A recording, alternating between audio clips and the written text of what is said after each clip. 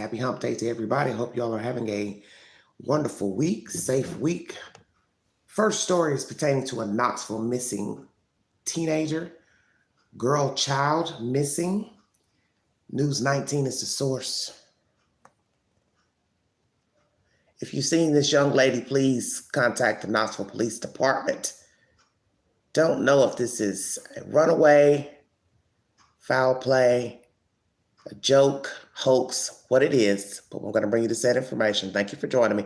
If you see this young lady, you know of her whereabouts, please call the Knoxville Police Department. Thank you so much for joining me. All right, everybody, let me get started with the content. Two-part live. Knoxville teen missing and Summer Wells. Thank you for joining me. Police said, and before I start, this is an updated story, updated the 13th. The original story aired the 12th. So we'll go from there. Thank you so much. Police said a teen who was reported missing after leaving her home in an Uber now appears to be a runaway. Knoxville police said they were made aware of a Facebook account claiming to be Desiree Thurmer. The account claims she is safe at a friend's house. I have no doubt that that is Desiree Thurmer who shared those posts, police spokesman Scott Erland said. However, this is still a runaway situation because her whereabouts are unknown to her legal guardians.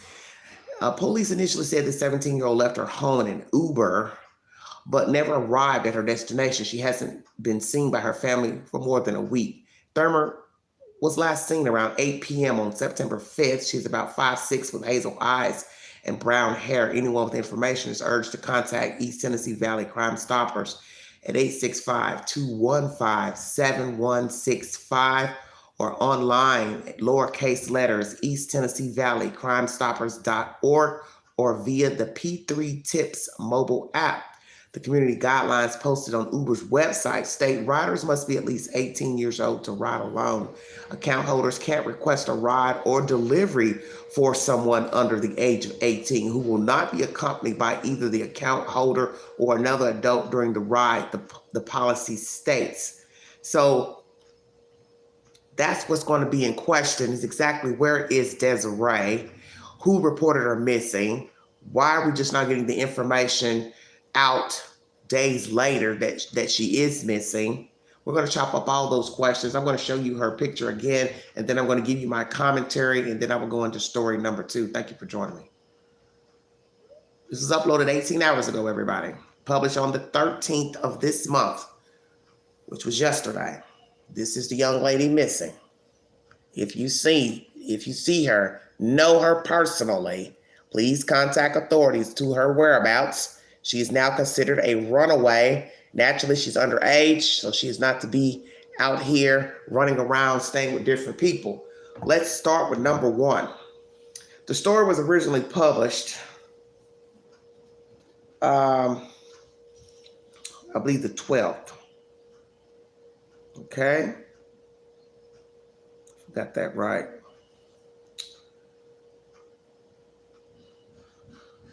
No. The 7th. Sorry about that. The 7th. So what I have to ask myself, make sure I got the right notes. Who reported her missing? Let's start there. Is this the original story that was published on 9/7? What day was she reported missing to authorities? Who was the person that reported her missing?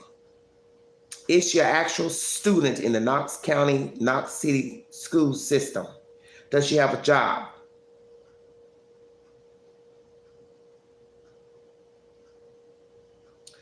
She live in an apartment, a house. Middlebrook Pike is the location. Middlebrook Pike is a very long street, stretching from near downtown area, Mechanicsville, all the way to far west Knoxville to Hardin Valley. It's a very long street. So did she live in a house? Did she live in an apartment?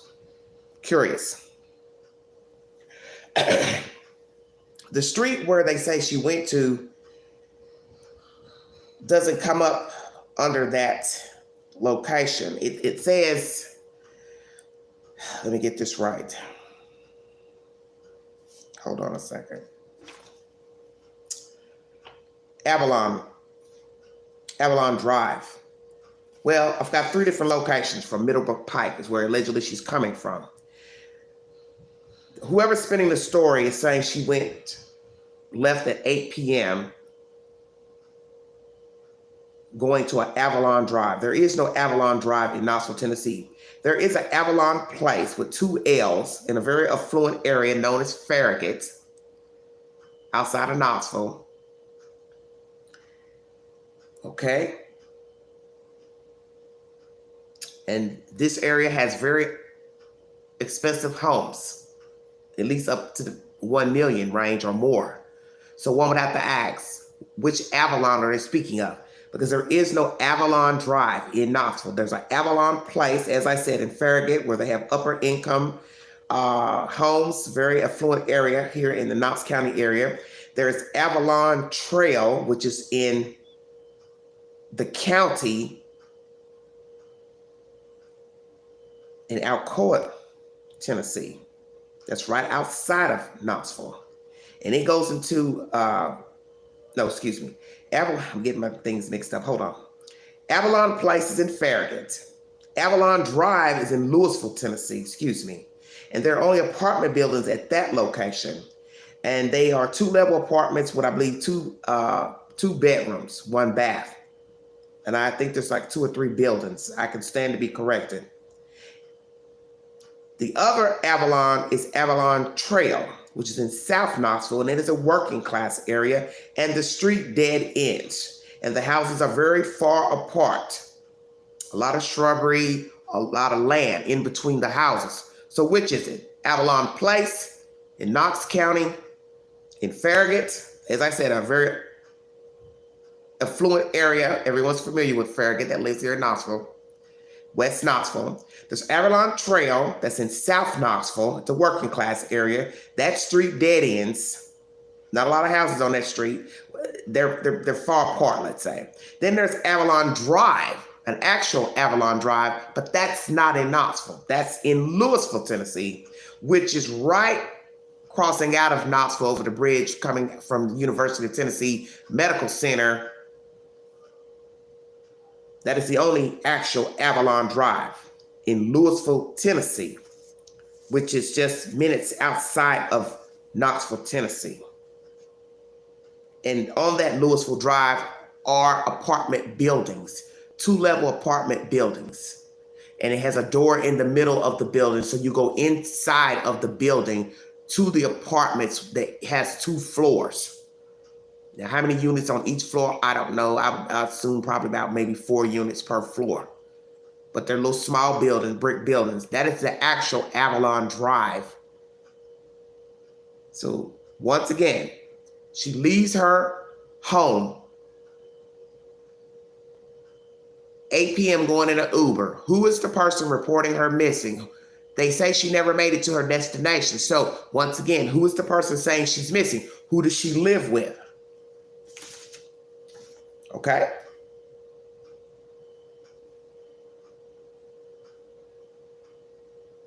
Who does she live with? Uber says you have to be 18 years of age and you can't order an Uber for someone under age 18. They have to be accompanied by an adult. So how do you know she went in an Uber? Who paid for the Uber? Did she steal someone's credit card, debit card, and order the Uber? Or did she have her own debit card? Just curious. The driver of the Uber, male or female, who does she live with? Parent, guardian? What are we talking about? Juvenile facility, what? Because the article states guardian, doesn't say parents.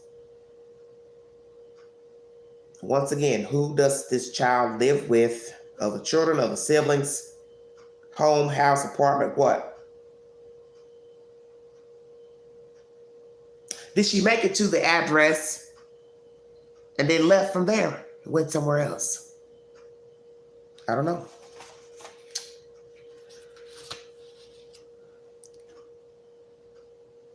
September 5th is on a Monday, so I'm going to ask the obvious question.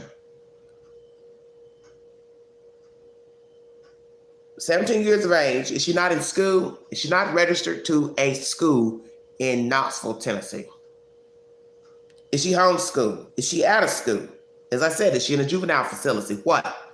Because September 5th on a Monday, that is a school night. So where would she be going at 8 p.m. on a school night to addresses that are far away from Middlebrook Pike? Middlebrook Pike, as I said, starts at Northwest Knoxville and extends all the way into Knoxville West, into the west part of the county.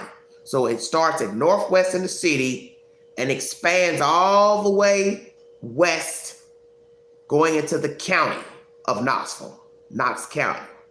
So you start in the city limits on Middlebrook Pike and it extends all the way northwest to west into the county, ending in Hardin Valley, another affluent area of Knoxville, Tennessee. So if she went missing on the 5th, left the house at 8 p.m. in an Uber, who's the person reporting this story and spinning the story that she left? Man, woman, who? What is she doing getting in an Uber at 8 p.m.? Was the Uber driver male or female? Did they take her to this Avalon Drive, which I tell you, the Avalon Drive pulled up on Google does not exist in Knoxville, Tennessee. It exists in Louisville, Tennessee, which is right outside of Knoxville, just minutes outside. As I said, once again, there's a Avalon Trail, South Knoxville. Avalon Place, 2 L's in Farragut in the county, an affluent area. And then there's this Avalon Drive, which is in Louisville, not Knoxville. I'll make sure I'm specific in that information. Who lives on Avalon Drive? Friend, family? As I said, 3 different locations come up in Google under the name Avalon. Everyone knows that Uber can be tracked through cell phone app, through the app. So who made the call for the Uber and whose card was used? Because you have to use a card, naturally, credit card or debit card. So who is the person that ordered the Uber? Is there verification of an actual Uber? Once again, where is this information coming from? Where is the verification of the information?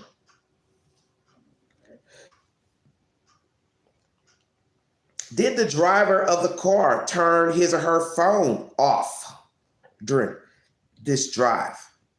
Or did they leave it on so we could have verification that she actually made it to an Avalon Drive trail, whatsoever?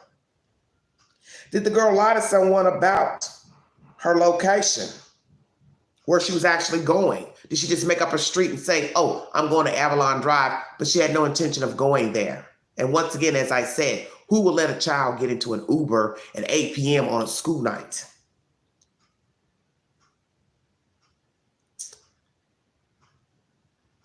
Is she hiding out? Well, I just brought you information just uploaded yesterday that she has posted pictures to social media. Officials have said it is an actual account, Facebook account. He does believe it's her talking, speaking, posting the pictures. But what is the truth? Why would you post pictures? How about that? You have to know that you're missing. People talk. News travels fast in a small town. Desiree, you'd have to know that people are looking for you. So why would you post pictures to social media if indeed that is you, and say that you're staying at a friend's house, you're safe? So did you not call your parents, guardians to tell them, hey, I'm safe, I'm fine, I'm not coming home, this is why I left? Or call the police department and say, hey, I'm fine, you don't need to look for me, I'm all good. Is this child a troublemaker, been in trouble, had arrests, argument with parents, guardian? How many people are in the home? Are there a lot of people in the home? How many kids are in the home? Has this child been mistreated? Is this the first time the child has ran away? Many times, first time?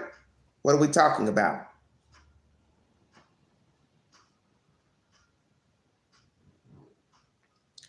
As I said, is this a friend's address or a made up location given by Desiree? Once again, who's spinning the story? What are the facts in this story? Did they trace the phone, the parents, guardians, and data pinged her at this Avalon address or en route on that said night in an Uber. I don't know. As I said, you have to use a debit or Cash App card to purchase an Uber. Who's spinning the version pertaining to Desiree missing?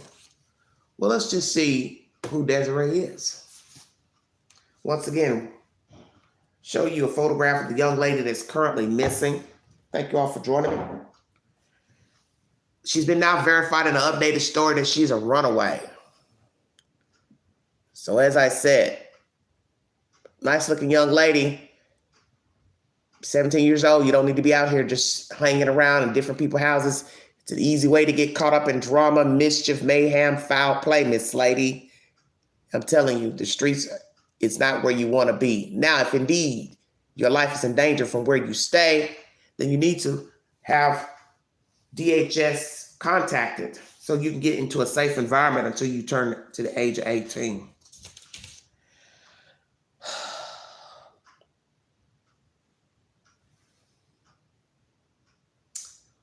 Let's find this young lady here.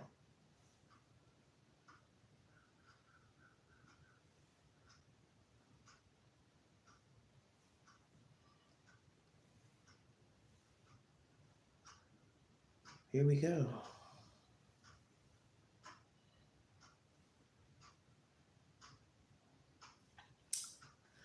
On the About page of Desiree Thurmer,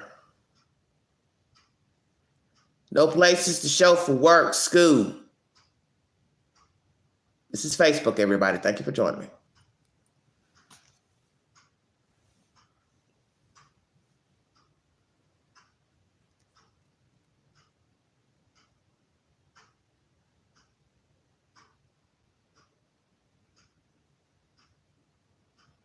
Let's read what's going on this Facebook page. Uploaded 11 hours ago. Thank you for joining me. Hello, everybody in the chat.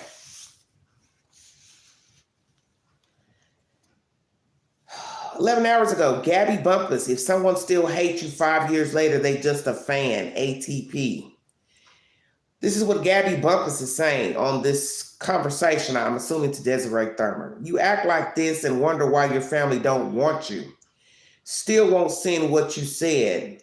Laughing my you know what off. That's what I said, baddie. Didn't your mom kick you out? Didn't you run away? At least I got my own place and don't gotta run like you do, baby. Stay sad and missing," is what somebody is saying to her. I'm assuming this is Desiree speaking. "Are we stating the OBV here, BC, is so aren't you still anorexic? Aren't your teeth black? And I thought I was mad. Now I'm sad. Who knew you could guess people's emotions? And I got my own place, baby." This is a Facebook conversation between a Gabby Bumpus. Don't know if this is real or not. I don't know. You never can tell with Facebook. This is an actual conversation uploaded 11 hours ago. So I don't know what's real and what's not, because I tend not to bank off of Facebook posts. All right. 12:09, TikTok. So this is TikTok conversation, I guess. Gabby Bumpus says, "Because I know your dumb ass gonna post it. I don't care. I just think it's funny." So then the missing person replies, "I didn't even see what you said. You literally deleted it before I could. Deleted it before I could because you a PUSSY," laughing emoji. Oh, Lord, this is so stupid. Gabby replies, "Stay mad and missing, ho." Then the young lady responds, "I will, and I'm not mad. OBV, you are." Questionable emoji. Then Gabby replies, "That's why you texted me." And then the young lady that's missing says, "Because my sister texted me and said your ugly ass commented under my SHIT, and I thought it was funny as F, considering I forgot about you and the fact you're still obsessed with me. And you're still a PUSSY." Then Gabby replies, "You act like this and wonder why your family don't want you." Then she said to her, "Still won't send what you said." Then she says, laughing my AF off, "This is stupid. I don't know if this is a game or what. Young ladies run away. I don't know. But young lady, this is why you need to have somewhere safe to live. Because this is what you don't want. This back and forth, TikTok, Facebook, these stupid conversations. There's somebody looking for you. I don't know your circumstances at your house where you live with your guardians, your family, your mother, whoever it is that you live with, parents, grandmother, granddaddy. I don't know. I don't know if your life's in danger, if you feel unsafe, if you're a troublemaker. But the point is, you're still under the age of 18. Terrible things can happen to you when you're wandering around in the streets, hanging with different people, sleeping in different people's houses. Let me speak to you directly, because you might need somebody to talk to you. Because as I always tell people, I only conversate with children and young people. Adults, I tend not to give advice to, because it's a waste of time, because we're all flawed. And once you become grown, older people are just hard to navigate with. So I'm going to speak to you because you're 17. You don't want to be out here running around getting in the wrong company, because you may think people like you, they're your friends. As you see, you're bickering with a fool. I don't know what you've done, ain't done to her, vice versa. I don't really care. The point is, terrible things can happen to you out here. Let me give you a for instance. A few years ago, a young lady went and stayed with a guy and a girl in Oak Ridge, Tennessee. Secret City is what Oak Ridge is called, to those who are familiar with this area. It's a nuclear town. Well, that lady is now dead, because you see, she went and stayed with some people who she thought were trying to help her out. Now, I don't know what her situation was for her to be going from pillar to post to go stay with this guy and this young girl. But the point is, they tortured her in that same house, townhouse, with an older lady living there. They tortured her body, put her in an upright freezer, and hid her there for about 6 months or so. Okay? And finally, somebody told the story of the lady in the freezer, assumingly the girl who was staying with the guy. Police go knock on the door. They talk to the guy. They come back with a warrant, search the house. She's still thawing under a bed in a plastic bag. So can you imagine what it was like when the officers went in there and looked in the upstairs bedroom, because it was a townhouse, and find a human thawing out under a bed in a plastic bag? You do not want to be that young lady, okay? Because they tortured her. And feel free to Google the information. It is an actual story, and these two people right now are in an actual jail for the murder of this woman. You see, this is what happens when you go stay with people, fraternize with people you don't know. And many people are missing for similar situations that you are possibly in, such as you ran away for whatever reason, whether you got into trouble, caused trouble, don't get along with your family, they don't like you, you don't like them, whatever your situation is. I don't really care. I feel like at your age, you entitled to be flawed. You also entitled to redeem yourself. But what you don't want to be is a victim. Many people are missing currently here in America because they got themselves tangled up with the wrong kind of people. They were talking to the wrong people, dating the wrong people, got on drugs, prostitution. All those things go hand in hand. And when you start hanging around different types of people, these are the type of situations you can get yourself in. They offer you drugs. Next thing you know, you're an addict. Now you got to find a way to support yourself. So you're either going to have to steal or sell your body. And I don't think you want to be that girl, that woman. You don't want to be out here sleeping with different people for money. You don't want to be out here prostituting yourself. You don't want to be out here stealing out of people's homes and stores. You don't want to end up dead. So as I said, I don't know your situation, Desiree, but right now, this going back and forth with a random person on Facebook, TikTok, social media is a waste of time. I wouldn't even indulge in it. First of all, what I would have done was gone in that person's DM and told her, you don't know a damn thing about me and what's going on with me. Stay out my business. And then I would have blocked her. That's the end of the conversation. I don't argue with people on timelines and different things. It's a waste of time. See, a lot of people feed into that type of foolishness because a lot of people like hype, rhetoric.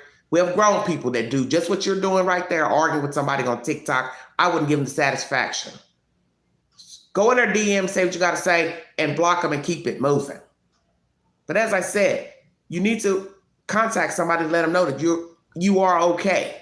Because by law, you're underage and you're considered a runaway, no matter your circumstances or situation at your home.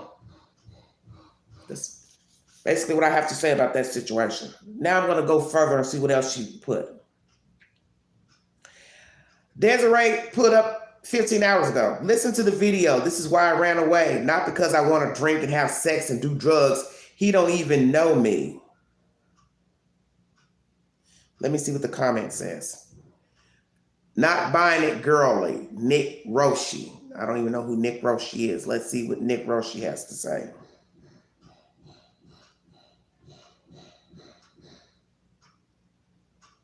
Okay.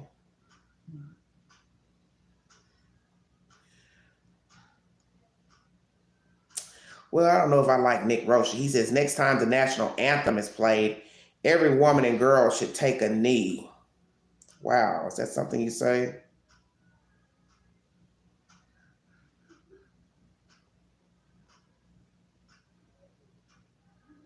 I don't hold grudges, I remember facts. Yeah, okay. Then you have the nerve to have a child on here that's missing, other missing people. I don't know. I don't know about you.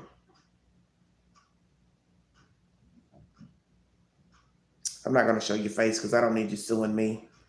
I get you people, all you people need to stay off social media. It's a waste of time. Anyway, we're going to go back to her post and we're going to play whatever's going on here.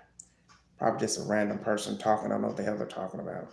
So I was in the bathtub and he just walks in there and shoves the phone in my face. And I'm like, get out, I'm naked. He wouldn't listen to me. He starts following me around, recording me. He's not even he might be my dad, but he never takes care of me. He's never here. He don't bring me food. The only reason there was food in the fridge last time is because he went and got it so y'all would think there was. No, I'm telling them everything. You're not. And have a conversation with you? No, because y'all think he's this good person. He's not, and I'm not letting them think it anymore. You want to try and ruin my life? I'll tell them everything about you. Hey, we're not here to judge whether he's good or bad, or whether you're good or bad. We're just here to help the situation. So I just there was no situation. The situation resolved. What was the situation? I was just taking a bath, and he walks in there and starts. Okay. Were you kind of upset this morning? No. With your grandparents? No, I wasn't. Okay. Well, your grandparents want you to go over Dad's house until at least Tuesday. Do you think that that's an option, or is your mom an option?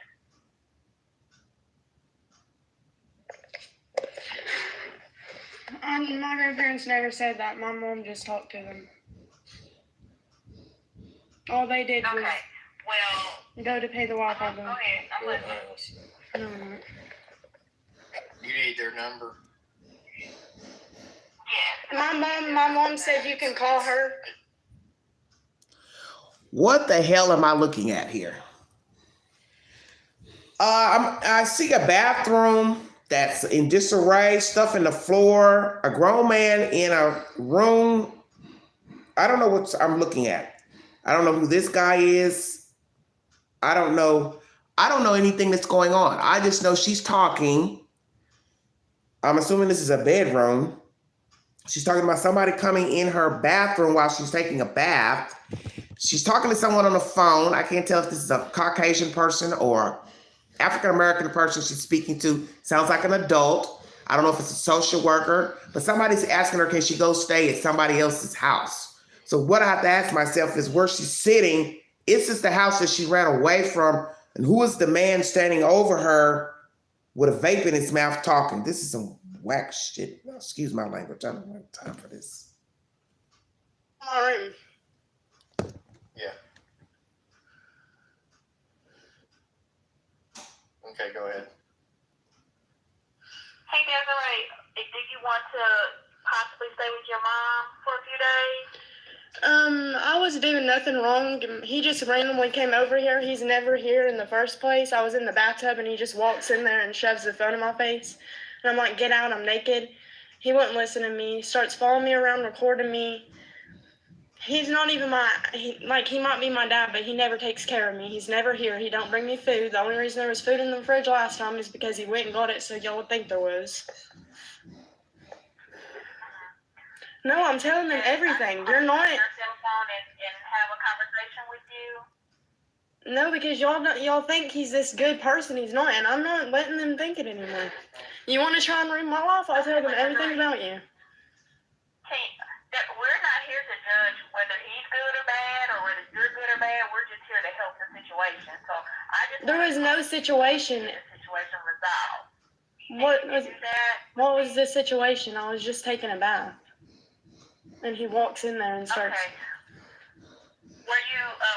Were you kind of upset this morning? No. With your grandparents? No, I wasn't. Okay. Well, your grandparents want you to go over Dad's house until at least Tuesday. Do you think that that's an option, or is your mom an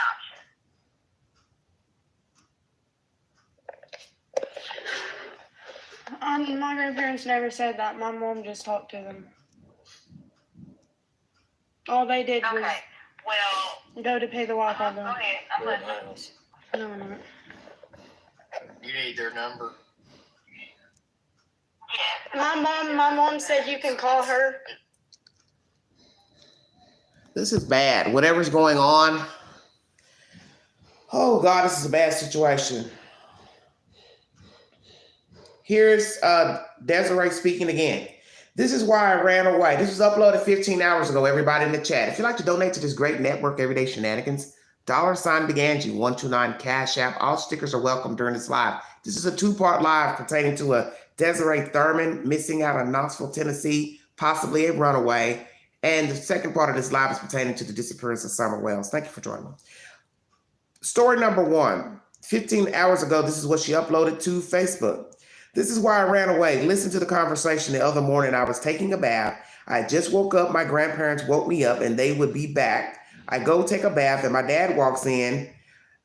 I'm naked. I'm in the bath. He just stands there with the phone in his hands and finally walks out. I start walking down the street because he starts following me and recording me, just trying to make me mad. Then calls my grandparents and says, DCS says I have to leave, even though he told DCS, MF grandparents said that when they asked why he says they said they're going to come search the house again and they didn't want that, so they make me leave. I go to my mom's a few days and I start getting depressed because I would just sit on the couch and think about how I was kicked out and everything. So I decided to go to my friends. My mom gives me permission and walks me to the Uber and everything. I give her the address and phone number. As soon as we get to the apartment, there's cops everywhere looking for me because my dad called them and lied and said I left my mom's house and was screaming and shit. And when I have proof, I didn't do anything. My mom even said, so, but y'all can keep believing him. I'm done begging for y'all to actually care. All they did was Okay. go pay the Wi-Fi bill. Go ahead. I'm listening. You need their number. Yes. My mom said you can call her. I don't really know what's going on with these people. All right.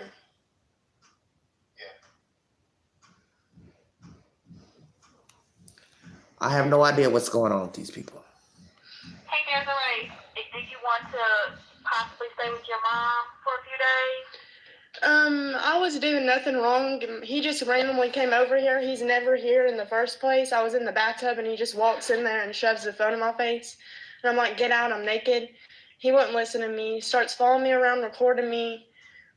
He's not even he might be my dad, but he never takes care of me. He's never here. He don't bring me food. The only reason there was food in the fridge last time is because he went and got it so y'all would think there was. Okay, so this is where I have the problem with this information that Desiree is saying here to the DHS worker.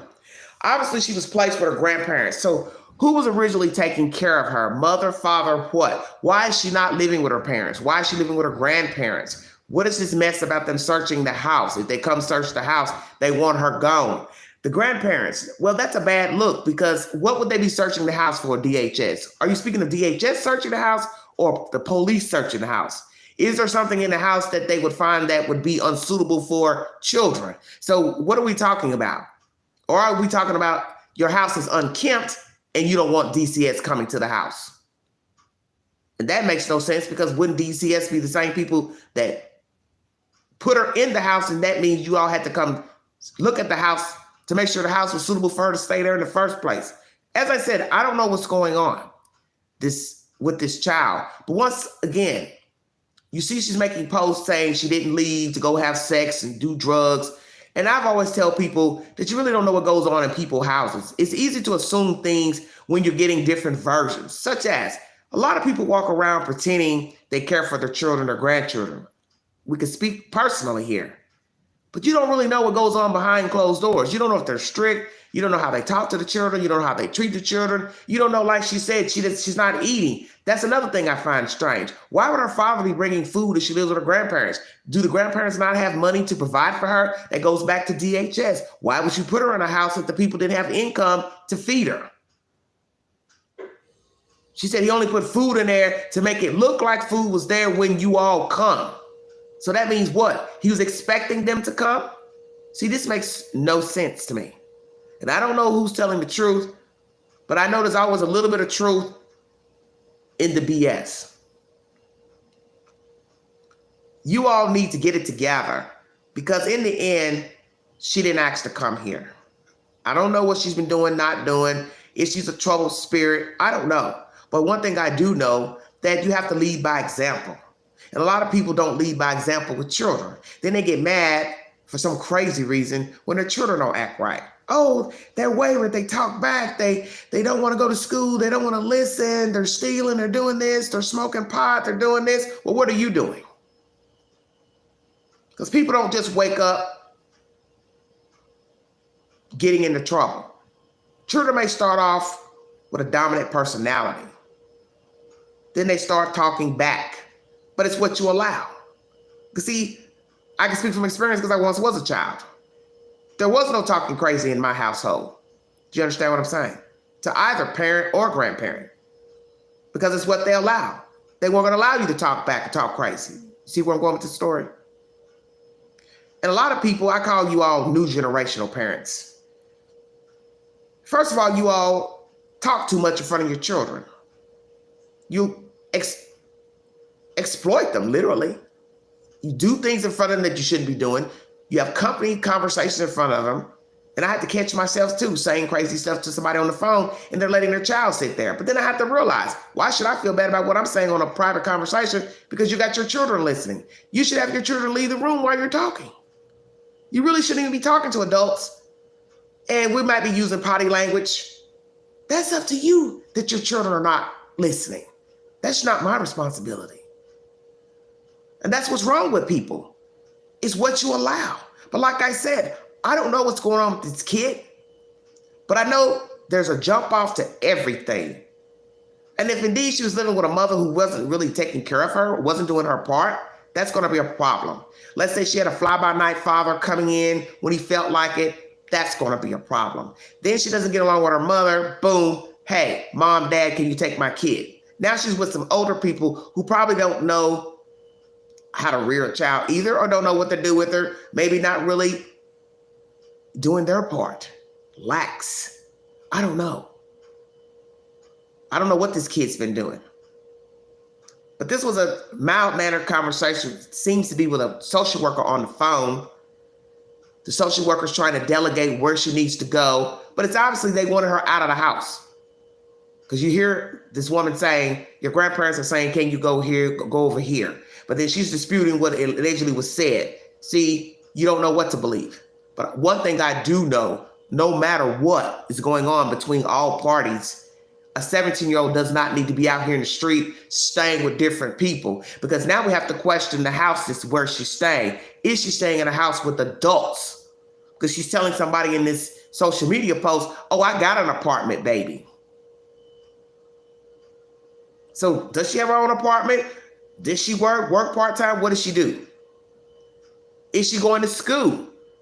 Because if she's going across town, then that means she's out of her jurisdiction. She re-enrolled herself in another school. That means she's not even going to school. So that also means she's not going to get that full education, such as a high school diploma. Do you see what I'm saying? That one thing begats another. staying with other people. You're not getting an education. You're not getting supervised. How are you eating there? How are you going to be clothed there? Toiletries. Whose house is it? Where are their parents if they're underage? Shouldn't they be responsible to call somebody and say, hey, got this kid over here. We need to get her out of here because she needs to be supervised. And if you're a parent letting her stay there, you're wrong because it's not your responsibility. And you don't want to be liable if something jumps off while they're in your house staying and in your care. They're not really legally in your care. You need to be calling the parents or DHS and say, hey, I've got this kid here. It's my child's friend. She's troubled. She says this and this is going on in the house. They're not taking care of her, blah, blah, blah. And then you let DHS handle it. She's only 1 year shy of coming up out of anyone's care. So do the right thing and call Department of Human Services. Don't let that girl stay in your house with your child, because then one would have to question your sanity and your moral compass. And two, where's your child? What is your child doing while this child is just loafing around in your house? That means what? Your child's not going to school? So you're going to have one child in your house that's not yours, not going to school, and then the other child, which is your child, going to school. And then you'd have to also have a job. Then that means you'd be leaving a 17-year-old alone in your house. And do you know her well enough to leave her alone? See, this is where it's dicey. Why the child don't need to be in nobody's house except for a legal guardian. And the fact that the girl says her mother walked her to the Uber. Uber just said you have to be 18 to ride, and nobody can order an Uber for somebody else. That's why I read you that commentary, because I knew it would play a part in this story at some point. Now that we go to Facebook, it proves my point. Uber, you dropped the ball, because the girl is saying her mom paid for the Uber, which is against your policy.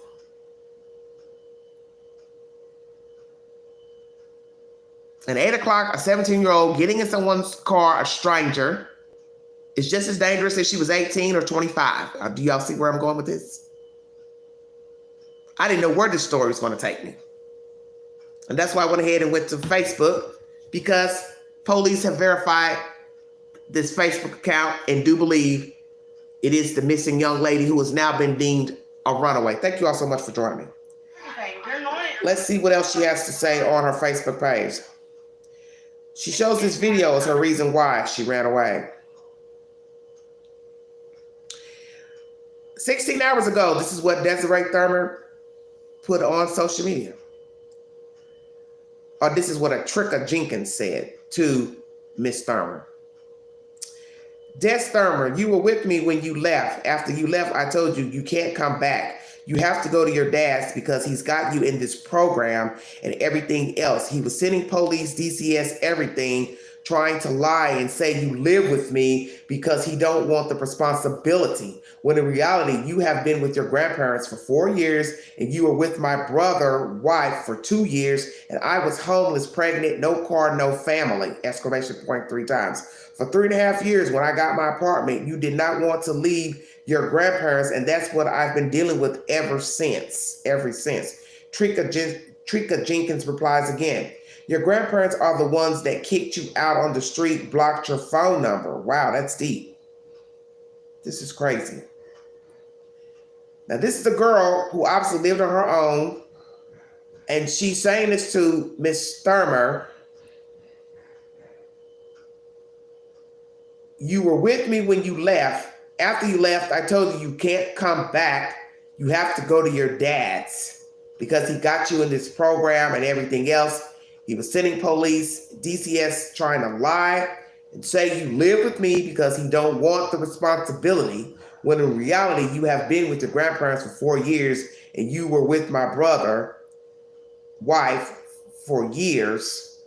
For 2 years, I was homeless, pregnant, no car, no family. I don't really understand what's all going on with these people. I don't understand. Desiree posted this 16 hours ago. And on the title it says, but he's a father figure. And I originally lived with my grandparents a few days ago. They made me leave because DCS was going through their house because my dad's called them on us and my mom literally told me I couldn't stay there anymore. And I said I was going to have to go to dad's, and I hate being there because he's never been there for me. He treats me like shit. He controls me. I have zero privacy, no room. And last time I lived with him, we had no Wi-Fi. We slept on the floor. If we fell asleep on the couch, he would ground us and take our phones. We had to pick up after him and clean his whole house before he got off work every day. We had no food there. We literally had a big box. Oh, this is a long-winded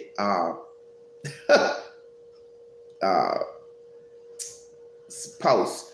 She said, we literally had a big box of canned baby foods that were for when Haley's kid got older, and we ate that shit every day when we got off school. He treated us like nothing, especially me. They told me I was adopted. My dad literally told Haley, his ex-wife, that he used to treat me like I was not his.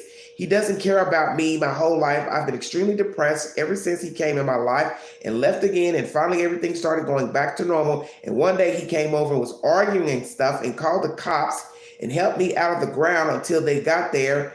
I guess held it to the ground till I got there. And then they said that I can't be forced to leave since I didn't break any laws, but he still made me go with him. So when he went to bed, I ran away. He gives me no privacy. He literally made me sleep in the same bed because he thought I would run away because he knows how bad he treats me. So y'all can listen to this BS, but people don't just run away. And every time my life starts getting better, he will be out of it for months, then randomly comes in it and tries to destroy it by calling DCS, threatening to get people in trouble that I don't even associate with anymore, tries to manipulate me into thinking he knows what he's talking about. He's a piece of shit and he's a liar, not to mention last time I ran away for the first time I ever did from his house because I don't do this shit at my grandparents' where I want to be. But last time he went to the beach, the day I ran away, instead of looking for me, he just threatened people and said he was going to put them in jail and shit, when in reality, he can't even do shit about it because he knows, and I know my DCS worker said I can live with who I want. I have that choice now that I'm 17. You can't force me to stay with you. You've never tried until now. It's just so confusing. I seriously don't understand. You text me saying I'm sorry for not being the best dad, but then still be a piece of shit like when are you actually going to change? This was uploaded 16 hours ago by Desiree Thurmer. She also posted 16 hours ago. First off, I'm not missing it. I'm not missing everyone. I ran away, not the first time either, but I have lived with my grandparents my whole life. And my dad comes in at random times and tries to control me by sending the cops here and trying to make me go to jail, calling cops on me, etc. Then he says it's because he wants to help, yet he won't buy me food, school shit, pay for my MT school. I haven't seen him in over 2 months since the last time I ran away. And when I ran away the last time, it's because he held me on the ground and called the cops and made them bring me to this house. So I ran away from there. And the next day, instead of helping, he accused my friends of kidnapping me and then went to the beach.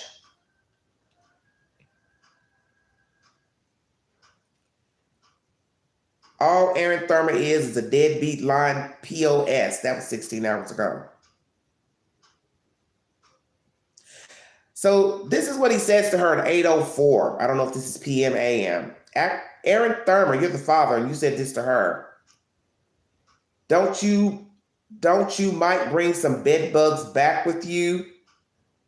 Then you said again, too late, laughing emoji.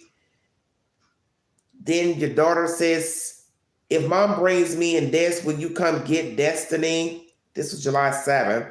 Then he says, honey, I can't tonight. I got to be at work at 7 a.m. Then she replies, can you bring me to the dollar store? I need makeup. I ran out of everything. And the last time I got makeup was a year ago when Haley got me that makeup. And then there's other stuff that she's posted.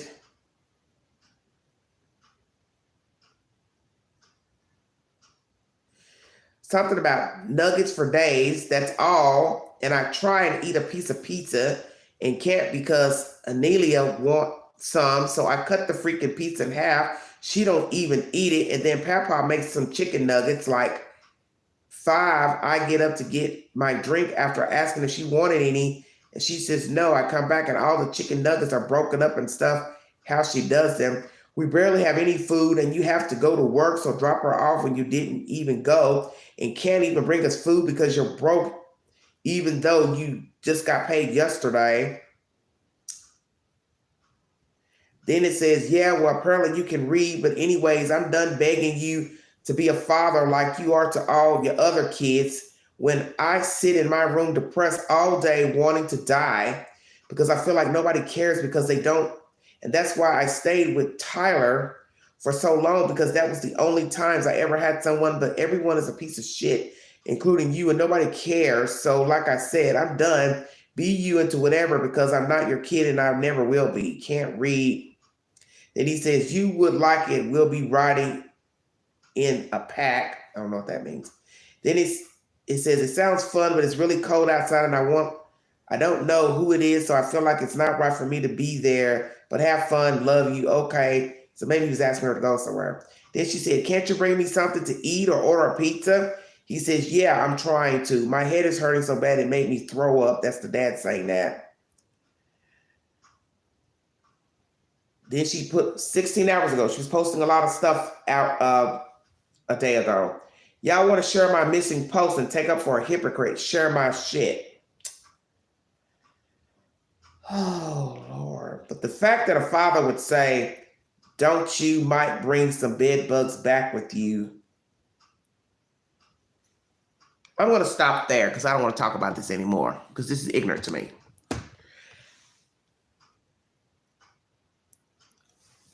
I don't have the full post where it's talking about the bed bugs.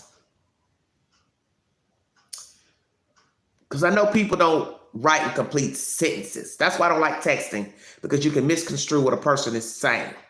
So I'm going to try to chop it up the way people chop it up when they don't write in complete sentences. Perhaps she was asking, could she come see him or have him pick her up or she go stay with him? So he says, let's just say he replied, don't. Then the next sentence would be, you might bring some bed bugs back with you. Because I was trying to understand that post. Well, let's think about that for a second, father. Let's say she wanted to come stay with you. You tell her, no, you can't come here because you'll bring bed bugs. Well, ask yourself where she's getting the bed bugs from. The grandparents' house. I don't know if it's your parents or the mother's parents, whomever, doesn't make a difference to me. Why would there be bed bugs at her grandparents' house? Why is she at their house and she's not eating properly? Her and maybe another child. How many children are we talking about? I asked that too in the beginning. What the hell is going on at this grandparents' house? As I said before, why is this child with the grandparents in the first place? The fact that she's 17 years old, she's been there since for 4 years, means she went there when she was about 13 years of age. Why is she in the care of the grandparents? How many children are in the care of the grandparents? Why did the grandparents want her to leave the other day? What is really going on with these people? See, this is what I tell people. You really don't know people. People put on so many facades to the street and act like they care for their kids, their grandkids, but you don't know. I've seen the worst of stories. You think because a child took a bath and a shower, somebody washed their clothes, and they went off to school, they look half neat, that they live a great life. No, you don't know that. The parent or grandparent is known in the community. They do good deeds, this and that. And you think they're a great parent, great grandparent. That is bullshit. And I can speak personally. You don't know people. You'd be surprised what you hear and see behind closed doors. You'd be surprised to find out how foster parents treat their foster children too. Don't want them to drink certain things in the refrigerator. Putting tape on a pitcher so they'll know how much tea somebody drank out of the pitcher. Well, why make the tea if nobody can drink it? Yeah. Are you stunned?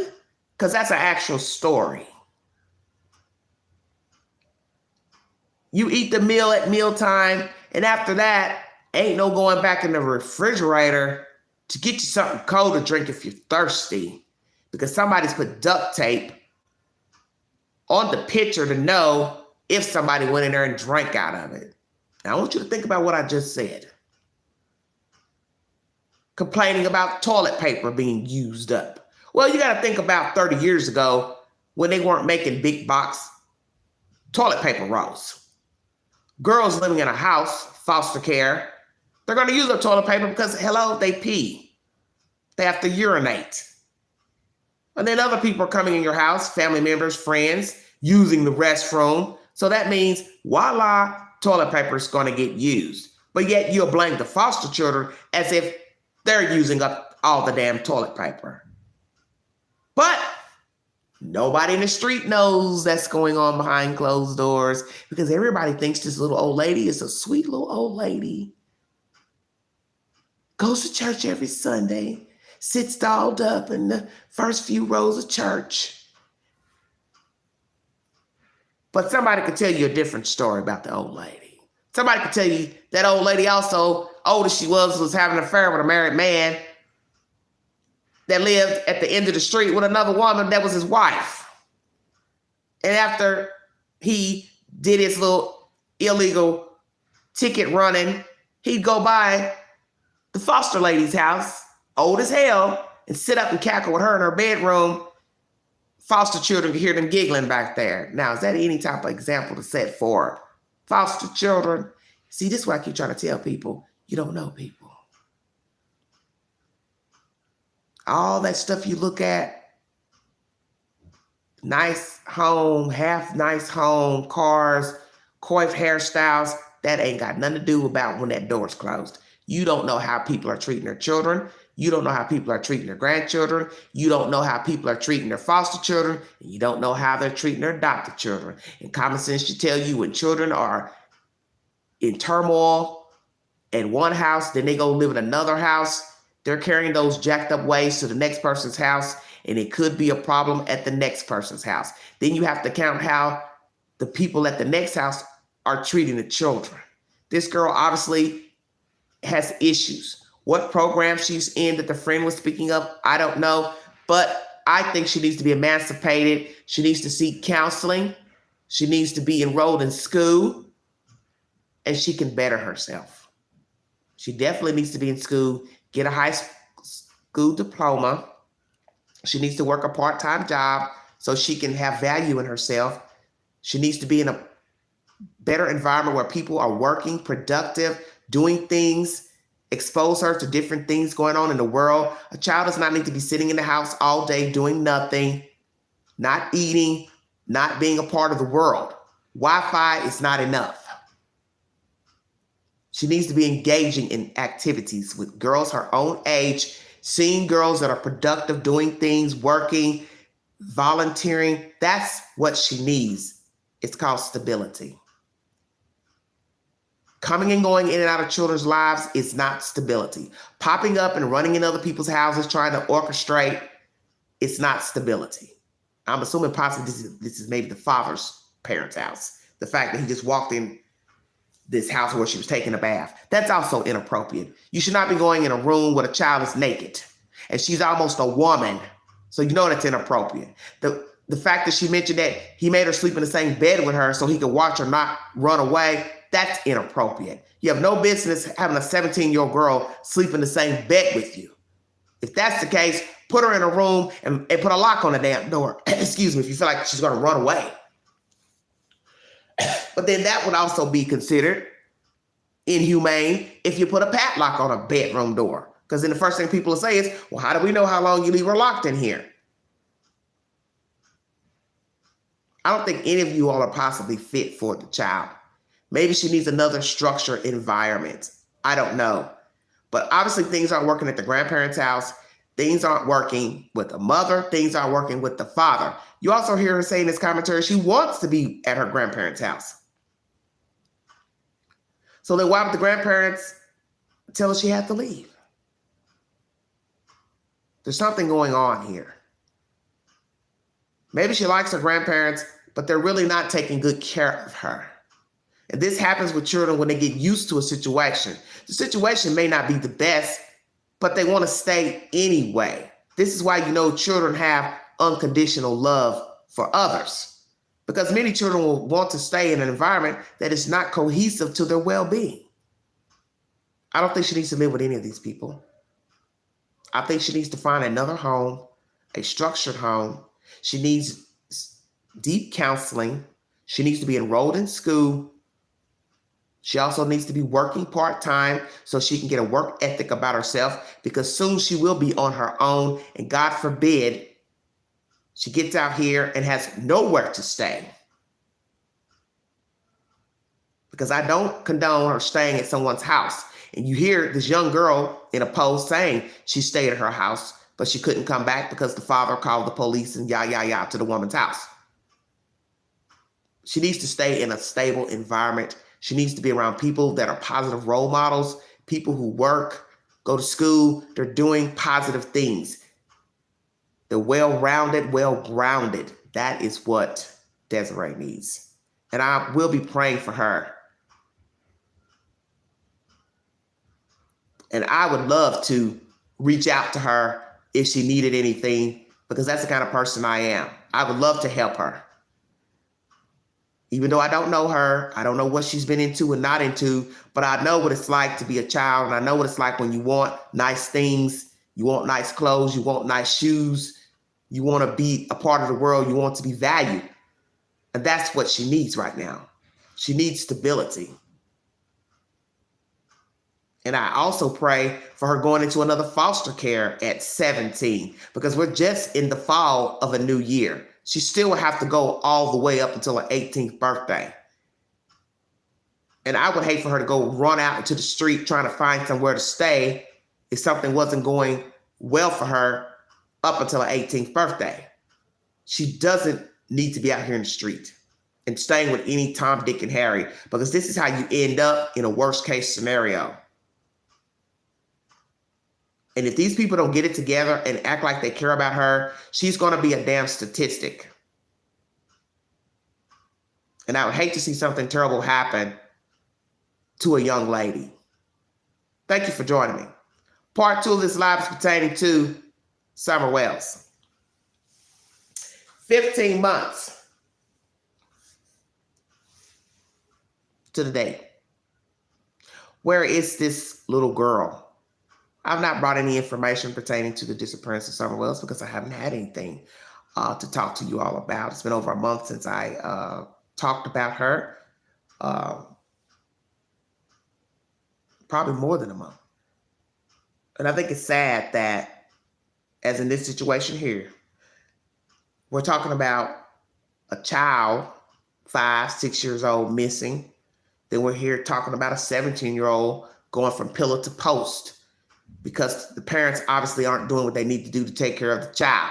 Now, like I said, she could have been a troubled child, getting into trouble, and that's why the mother sent her to the grandparents or vice versa. I don't know. But nonetheless, it's sad, because this is what happens when people don't get along or people start acting out. They start going from house to house. This case here is a little girl living with people who didn't need her either, or her brothers. Rumors of DHS being involved in the children's lives, parents being investigated for whatever reason, and then a child goes missing. Brothers are now in foster care somewhere in the state of Tennessee. Where is this child? Is she even alive? As time goes by, one would assume she's not alive. And there is a rare case that the child could be held hostage in a home somewhere, here or somewhere in America.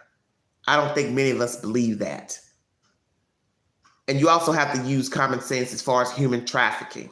She's not the typical age for human trafficking. Human trafficking starts at the age of about 11.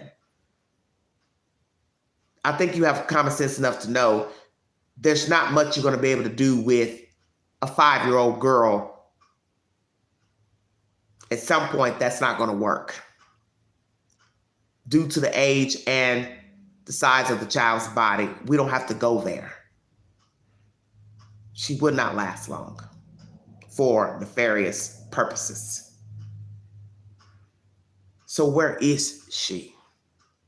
So many innuendos about the child. who had her, who should have taken care of her, what should have been done. Well, we know we live in a society where people don't like to speak up. People don't like to talk. People don't like to tell people about their business. As far as the church, their responsibility of what they saw, what they witnessed with the child's behavior and her demeanor, her appearance. That was up to them to decide if they want to tell the parents, hey, she doesn't look kempt. Hey, the brothers don't look kempt. They don't look kept well. Did they ever say anything to the Wells about their children, how they look? I don't know. But as I said, I know a lot of people don't like to speak up. People don't like to intervene for the obvious reason. They don't want the clap back. Who are you to tell me how to raise my kid, my children? It's none of your business. But you should say something. Because if you're a church pastor, Saturday teacher, however you want to word it, I feel like you are mandated. You should be a mandated reporter and say something. Hey, I noticed the child doesn't smell good. They look dirty. Whatever you're noticing negative about the children, you should say something. I read a comment a while back. Someone said, oh, Robin should have taken her. Taken her where exactly? That makes no sense. How is she just going to take a child? You mean what? She should have filed for rights for the child? In doing that means you'd have to go to a DCS worker and say, I feel like the child is not being treated well alongside her brothers. I'd like to take her in. So you can't just go take a child. You have to report that you feel like the child is being mistreated in some form or fashion. And I do believe these people were eyewitnesses to how the children look, but they turned a blind eye. You see pictures of the mother slumped over in church, reared back, sleep, hoodie over her head, very inappropriate behavior for church. Inappropriate for any event where you're supposed to sit upright and be awake. But this is what happens when you don't care. You don't care about yourself, so you can't care for your children. And this is what I keep saying to people when we talk about children. And when we also talk about being adults and dealing with trifling individuals. We can't expect people to care for us, care for children, when they do not care for themselves. And we do this as human beings. We bitch and we moan and we complain about what they won't do, how they talk, how they act, but we continue to deal with them. Why? Why do we do it? A child is different because that's all they know. But we as adults, we don't have to deal with trifling people. We don't have to deal with trifling damn adults. We can call their bluff and walk away. A child doesn't have that luxury. But if we are eyewitnesses to them being mistreated, not being fed, being left alone, unattended, getting into trouble, being wayward, hell yeah, you got every right to call the police and Department of Human Services. And we've learned now that calling DCS sometimes is really a waste of time because the people tend to continue to keep the children, have access to the children. So I say call the damn police because the police will then have verification because he or she can carry their ass straight away into their home and see how they're living. And might see something we don't get to see. See, we're only seeing the outer layers of neglected children, wayward children, wayward parents. Inside the house tells the story. Kind of like these young girls saying, oh yeah, he will go get something to eat because he knows those people come over here, they need to see something. Well, he'd have to buy a whole lot of something at the grandparents' house because a bag of McDonald's ain't enough if it ain't nothing in the refrigerator or the cupboards. You get my drift. I feel sorry for any child that lives with a wayward parent, a parent that don't care about their appearance, they don't care about their tongue, they're uneducated, they don't want to learn anything, they don't want to work, they want to get in trouble, get turned up, use drugs, drink all the time. That's no place for a child. You want to do that on your own time? You want to F up your own life, be a drunkard, a drug addict? That's your preference. But you have no business raising children. Period. Period. And the one thing, as I've said many times, as I've said in this live, that children become accustomed to their surroundings. So if you don't bathe, you don't comb your hair, you don't ever go shopping to the mall or set places to buy change of clothes, you don't wash clothes, then why would your child have the same incentive to do better for himself or herself? Now, they may go out in the world and see other people well-dressed, well-mannered, but they don't know anything about that because they go back home to you where you do nothing. And they become accustomed to that life. And just like we've said before, some of us, that these children probably were accustomed to absolutely nothing and were possibly happy. And one would look and say, well, how could they be happy like that? Look how they lived. Up there in the middle of nowhere on the mount, dilapidated structure, a lot of junk and debris on the property, trash, open rooms with no walls, doors inside of the home, no bedroom, accommodations for a child, no privacy, adequate bathroom. You're right. It ain't right. But that's all the children knew. The parents know to live better than that, of course, but it was their choice to live like that. And many of us don't live like that. Many of us were never raised like that. We had bathroom doors, bedroom doors. We had beds, clean linen, covers, comforters, sheets, pillowcases, pillows, change of clothes, washing machine, dryer. Some of us were afforded that luxury, those luxuries growing up. But you have other people who don't care to buy those things. They take their money and do other things, such as buying alcohol, cigarette, marijuana, drugs, pills, gambling, other devices, games, things like that that's irrelevant. Because maybe they didn't learn better as children themselves. And usually adults are products of how they were raised. So that's why they act the way they act as adults. Because possibly they didn't get everything they needed as a child. And then they go out and have sex, become pregnant, the man supplies the sperm, and voila, you have a child. But it doesn't mean they're fit to be parents. So then they go out in the world and they don't do a good job. And we saw this in the Summer Wells case. Grown-ups who had no business procreating. Two vessels that had previous run-ins with DHS in their own personal lives before they met. Removal of children. And then these two meet, sickly in the universe, procreate 4 children. And now 3 are in state's care and 1 is currently missing. And where is that child, Summer Wells? A lot of rhetoric, hype, innuendos, rumors, crazy nonsense with social media. But in the end, she's still missing. And that's always been the gist of the story pertaining to Summer Wells, is that with all the fluff and the hype and the rhetoric, nobody had the key to where she could be found except for the people who got her gone. People and or a person. Take your pick. Some believe the parents are involved. Some think it's human trafficking. Some think it's locals. I don't know. I wasn't there.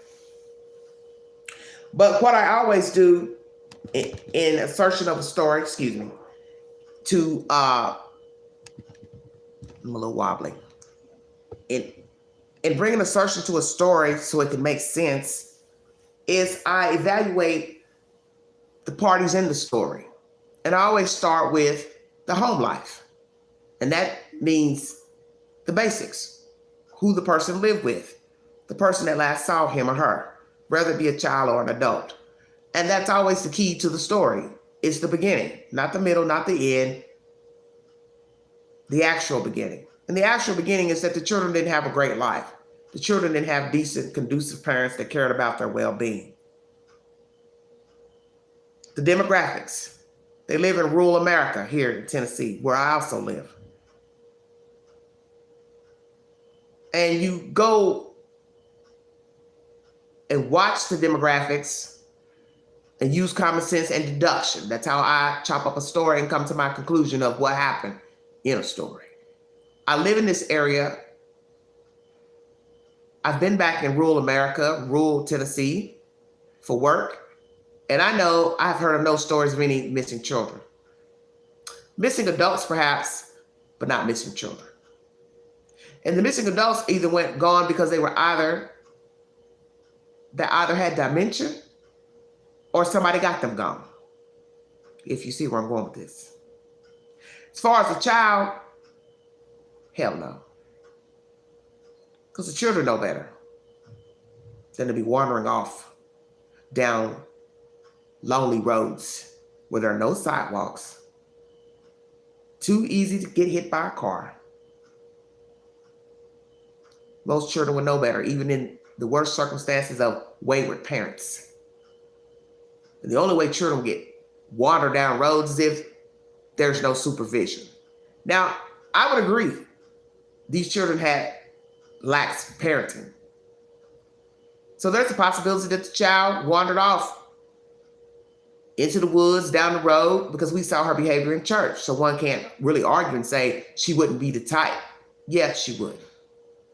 But is that what happened? That's another thing. Because you can only assume this or that. As I said, I use deduction in a storyline. What are the odds of a child being gone all day with their mother to only come home allegedly and be the sole child missing when 3 other children allegedly were left alone all day by themselves? What are the odds that the 3 that are left alone don't go missing, don't have a mishap, were not injured, were not abducted, did not get hurt, didn't set the damn house on fire, nobody came and broke in, nobody robbed the children, but the one that was gone all day comes home and voila, it's the one that goes missing? I want you to think about that.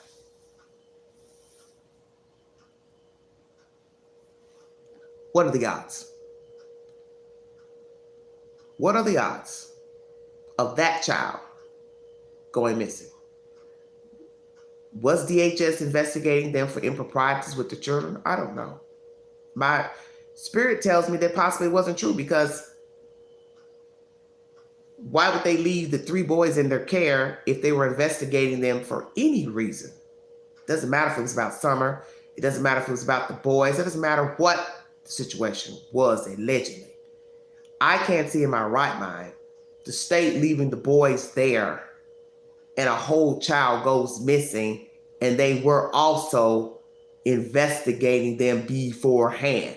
That makes no sense. 2, it makes no sense to get the child gone for whatever reason, death, whatever, murder, whatever, if you were investigated by the state. Why would I kill my child and the state's investigating me for that child? So let's say it was planned. The state's going to come visit me to investigate my home, check out my house, my living conditions. I'm going to foolishly, stupidly, ignorantly take that child and do something to that child and hide that child, dump that child somewhere, knowing the state is going to be coming to my house to investigate me for child abuse, neglect. So what am I going to say to them when they get there? Oh, hi, how are you? Yeah, I knew you were coming. I just kindly got rid of that kid. Don't you think about that too? Now, we know these people are not dealing with a full deck. They're not rational beings. They don't have any common sense because we've seen their behavior on social media. But I'd like to think that they would have enough sense to say, I ain't going to knock off this kid because they're going to be coming around looking for this kid. So don't you think it would be worse, a whole child gone versus abusing the child? Worst case scenario, if they found you guilty of child abuse neglect, they'll just remove the child. So you would rather kill the child or sell the child, let's say, versus them taking the child. I want you to think about that as well. Do these people strike you as the type that would kill their child for that reason? Because there's really no sane reason to kill a child, unless you're just a sadist and you're sick.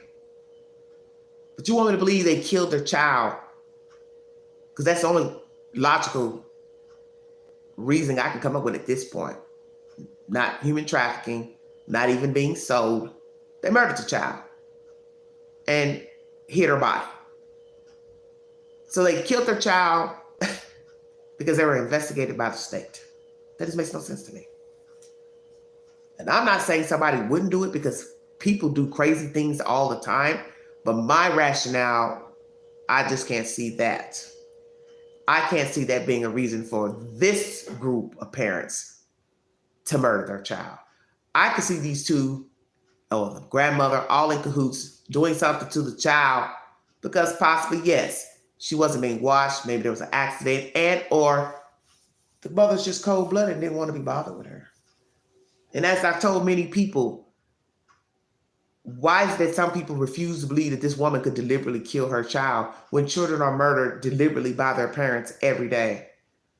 There's just a post on the Chris Thorne show of an African-American woman who allegedly drowned her children. Now, they had to ask her, saw the children were drowned, knew that they didn't drown themselves, the police, to come to the assertion that the mother did it. So why is it hard for you to believe this white woman down in rural Tennessee couldn't have deliberately killed her own child?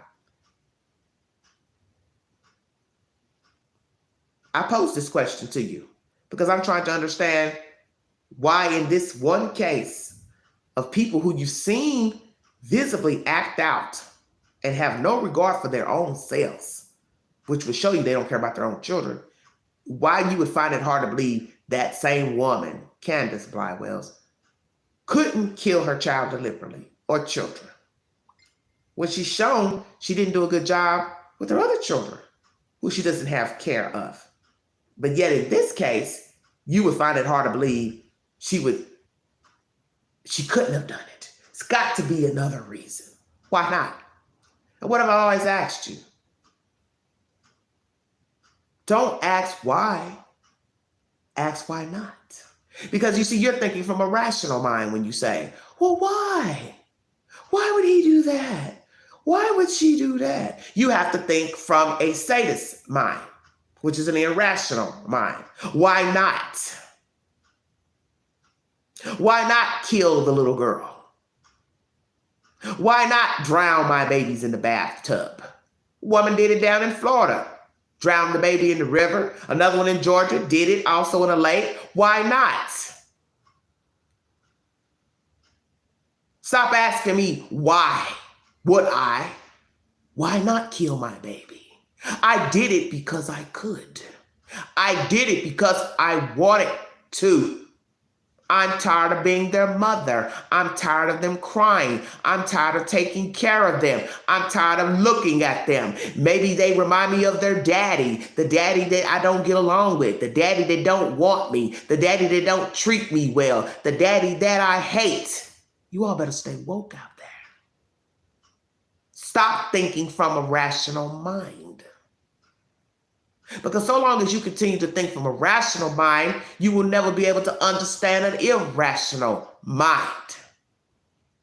You got to climb inside the belly of the beast to understand why they would kill their brother, sister, cousin, wife, husband, boyfriend, girlfriend, neighbor, coworker, random person, because they are sick, diabolical, evil. That's why. I don't need your permission to kill my baby. I like this child better than that. You've heard people say it out of their own mouths. He's my favorite. She's my favorite. You see people show preferential treatment over their children every day. And yet you would question a white woman killing her white child in East Tennessee. It amazes me. Maybe she didn't like her little girl. Because if you deduct human trafficking, deduct the child being sold, deduct the child being kidnapped by a random person or a person that knew the family, the only option left is an accident and or deliberate homicide.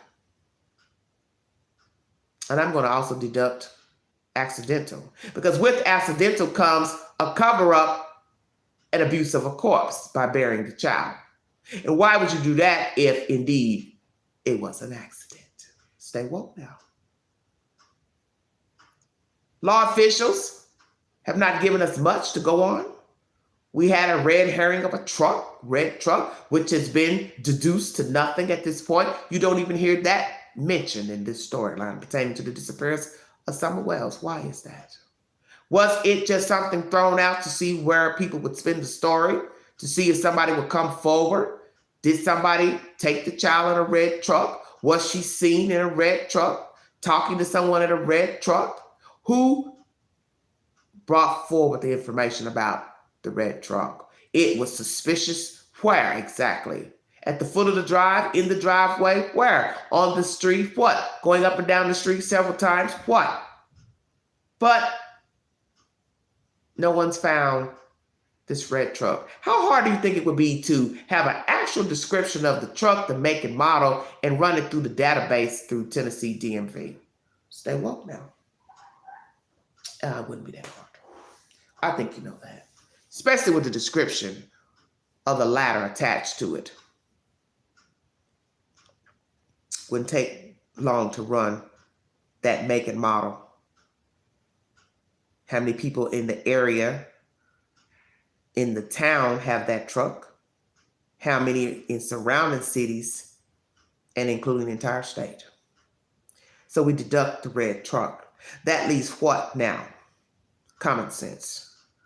What are the odds of a child going missing when they are the only child that was gone all day with the parent? Photographs, still shots, video of a mother filming the child while she's driving, or someone, filming the child. What was the point of that? Many have argued that if the child appeared to be alive or deceased in the backseat of that car, the outerwear that she was wearing would seem too warm for the season. Something you would wear on a cool day here in East Tennessee. And whether the child was the type to be cold nature or not, there still would be no need in putting those clothes on. And the one thing you all have to question is this: if that is the excuse of the mother, why she had those clothes on, it's because she tends to get cold coming out of the water. Why would those clothes be in the SUV? Bingo card. Oh, you wasn't expecting that now, were you? Why would you have a long sleeve jacket and pants inside of a vehicle on a hot day? I'll wait. You see, the queen thinks of everything. That's why I don't bicker with people about common sense. Because as we say in the street, what is said is understood. It needs no explanation. You wouldn't have that type of outerwear in your car out of season. The only people that have out of season attire in their car are people who are hoarders. So if you go in my vehicle right now, you're not going to find a sweater, jogging pants. For what reason? One, I don't store clothes in my car. Two, I'm not a hoarder. Do you get my drift? So why would those clothes be put on a child coming out of a swimming hole? Because possibly goes back to what I said in the first place. This was all planned. I didn't need your permission to plan to get rid of my child. I don't need your permission to want to keep my child. And I don't need your permission to kill my child and discard my child how I see fit. See, you always have to start at the beginning of a story. The information from the dispatch call. The mother took a walk. So now we're to believe that what? The dispatcher, she can't hear. She can't read nor write. She got the information wrong. But yet when the mother does her first interview with Ashley, she implies she doesn't go on walks because of the fear of bears, coyotes, snakes, blah, blah, blah. But see, what you have to ask yourself is the obvious question. Why would she mention that when the reporter never asked her about taking a walk? Because she had been watching social media and she knew that that information from the dispatch call had been released and someone had got a hold of it. And it was running amok on YouTube. So therefore, I have to beat the public to the punch by saying, I don't walk anywhere. Bingo card. She told on herself. Let me clear that up first. See, that leads me to believe the mother is complicit to the disappearance of her child. Because now you're trying to cover up something that was never asked of you in the first place. And why would you be doing that? The reporter never asked you. We've never gotten the information that she asked you and then cut it from the audio feed of that interview. So then why would you tell the world you don't walk anywhere when you weren't asked? Because you have something to hide. And what would that be? I don't think you walk anywhere either. I agree with you, Candace.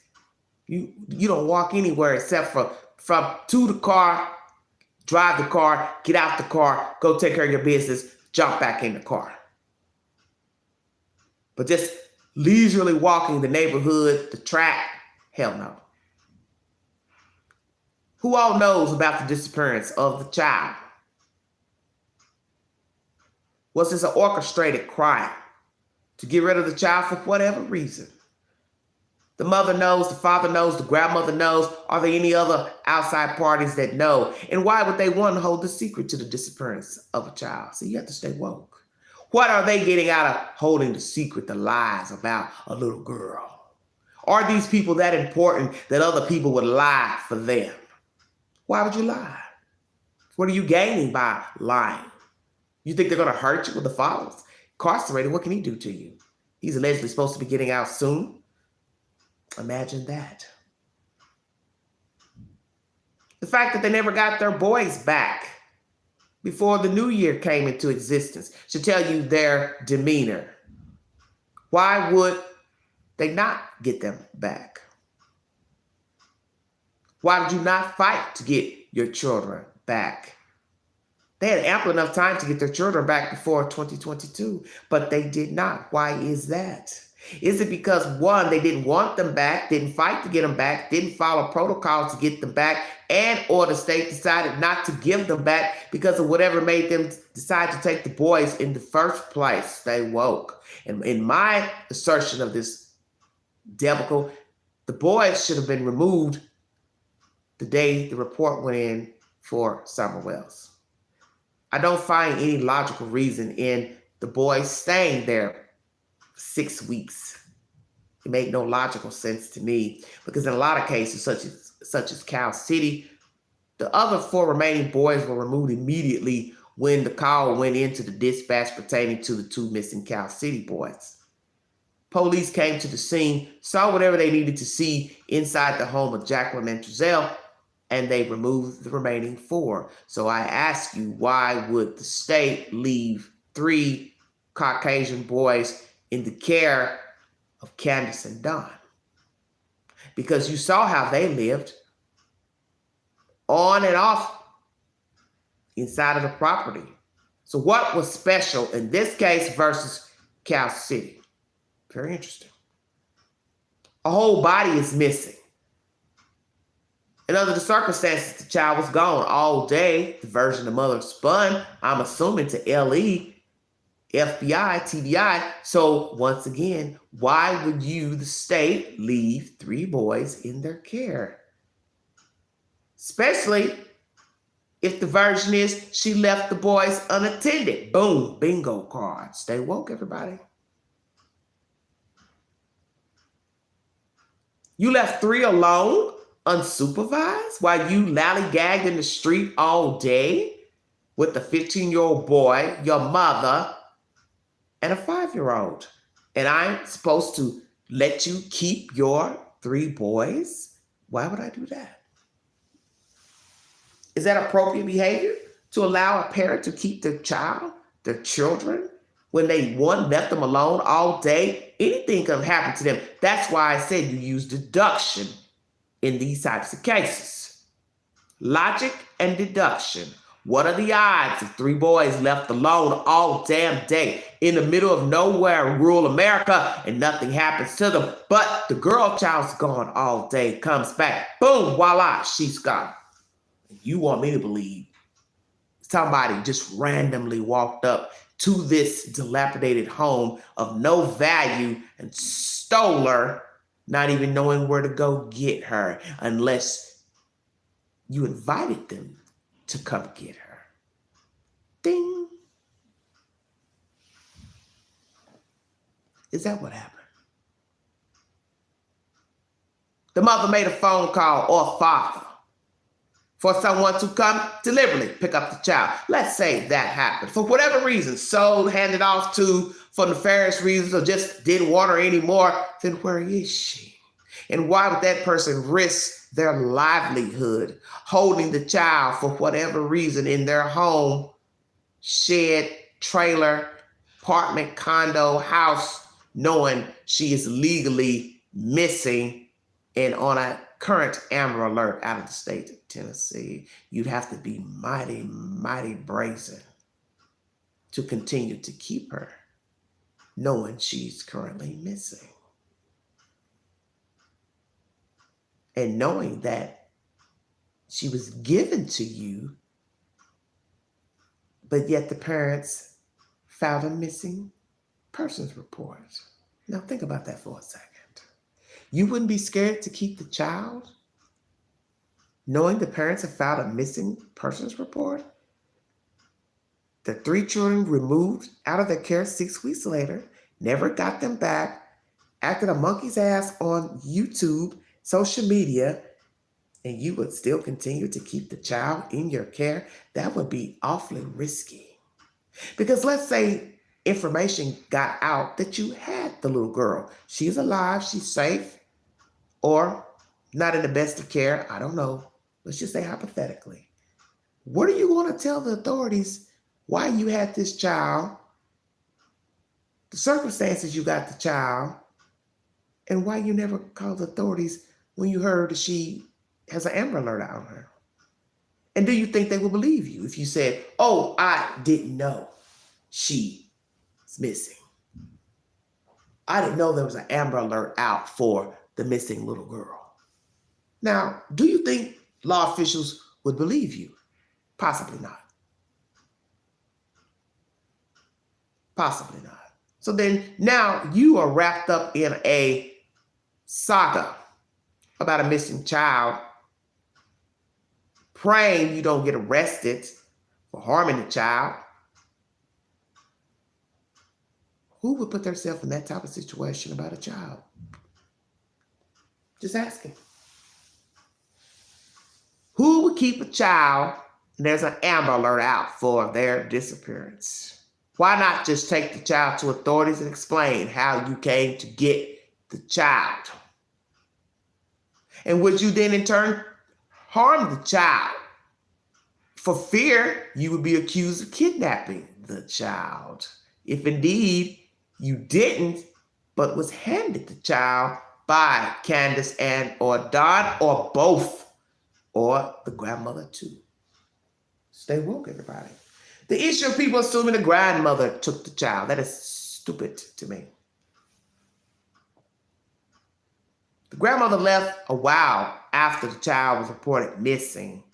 So that means the child would have had to have been hidden in this demographic, and then the mother took her alive and took her where exactly? For what reason? See, when you throw out things, you have to make it make sense. The grandmother didn't leave shortly after the child went missing. So to say, I think the grandmother took her, made no sense to me. It was the most irrational comment I've heard.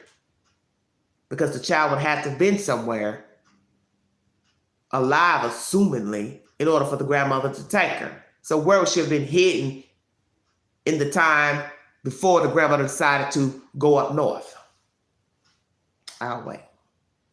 Or flip side, the baby's dead, and what? They buried the baby, then they went and redug her up and then gave her to the grandmother for the grandmother to take her dead to do what with her? Dead. Carry a dead body up north to what? Bury it somewhere else when you could just leave it where it was. See, you got to make it make sense when you throw out hypotheses of who took the child. Some of you believe the child was buried somewhere here, East Tennessee, and then moved. But then, as I always say, why move the body when you know you're going to be watched by law enforcement, TBI? Especially if they believe you are the culprits in the disappearance of the child and possibly the demise of the child. Why in the world would you risk moving a body? Not a good idea. The fact that the search team, Churchill Rescue Squad, continued to look for the child in the same place every time they came back, the general area of Beach Creek, should have told you something, that they had an idea she's back there somewhere. That was my logic. You don't keep going to the same place unless you have information that there's a body there, because we know at this point it's a recovery. 1-2 months afterwards, it would be a recovery. How could the child survive without food and water, shelter from the elements and wildlife?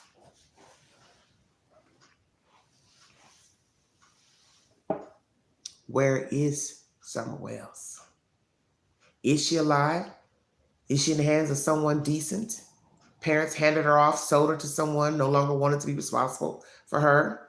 2, so hid the child for nefarious reasons because they were doing things to the child inappropriately, abuse, neglect. Some accuse him of SA. I do not know. His past is one of the reasons, but as I told people, you would have never thought of that SA had you not heard from his sister. So you always have to stay within reason in the information.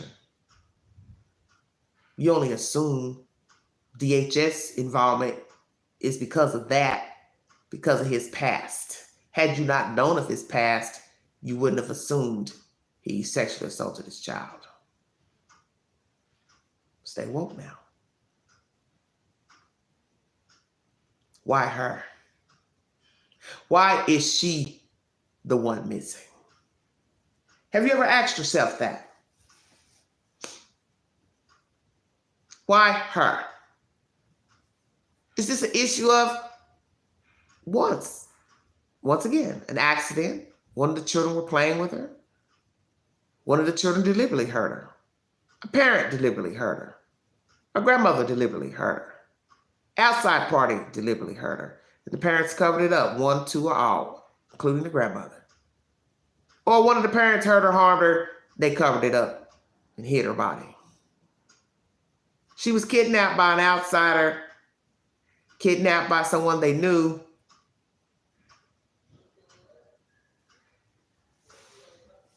How many options are you going to spend?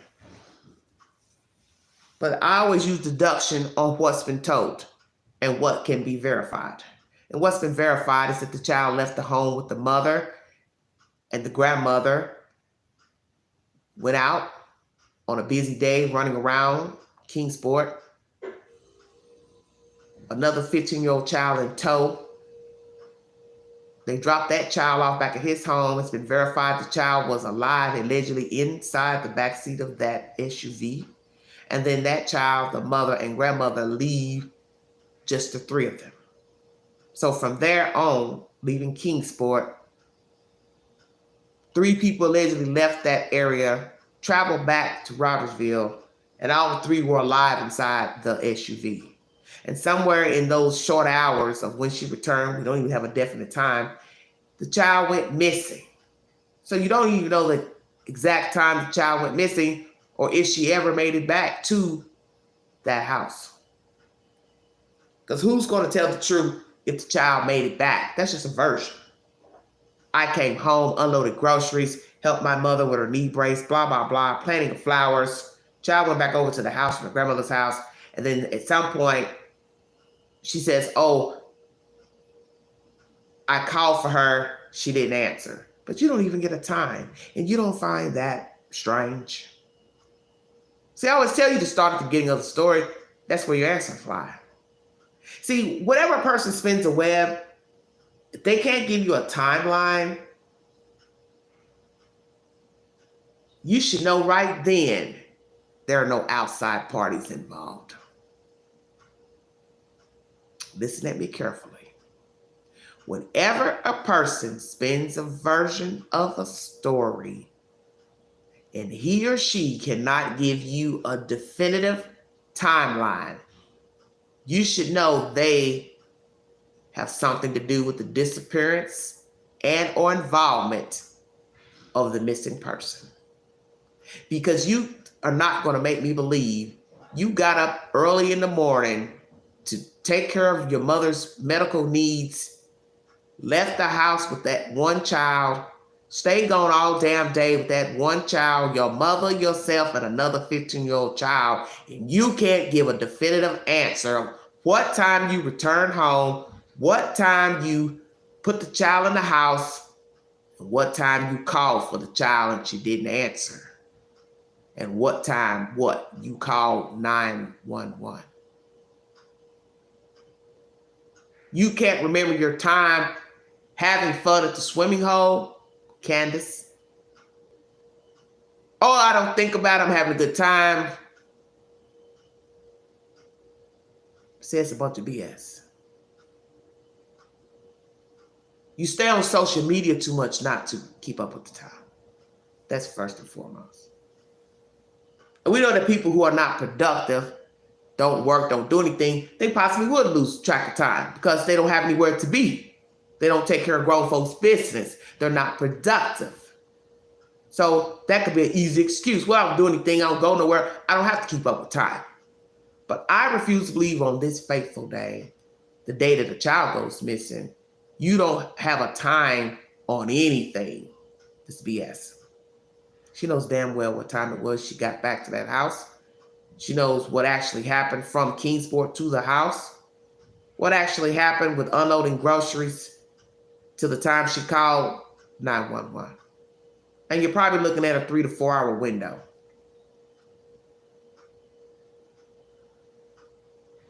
She knows exactly what happened. The part that baffles me is where what happened to the child from Kingsport to the house and the discardment of the child. That's where I have the problem.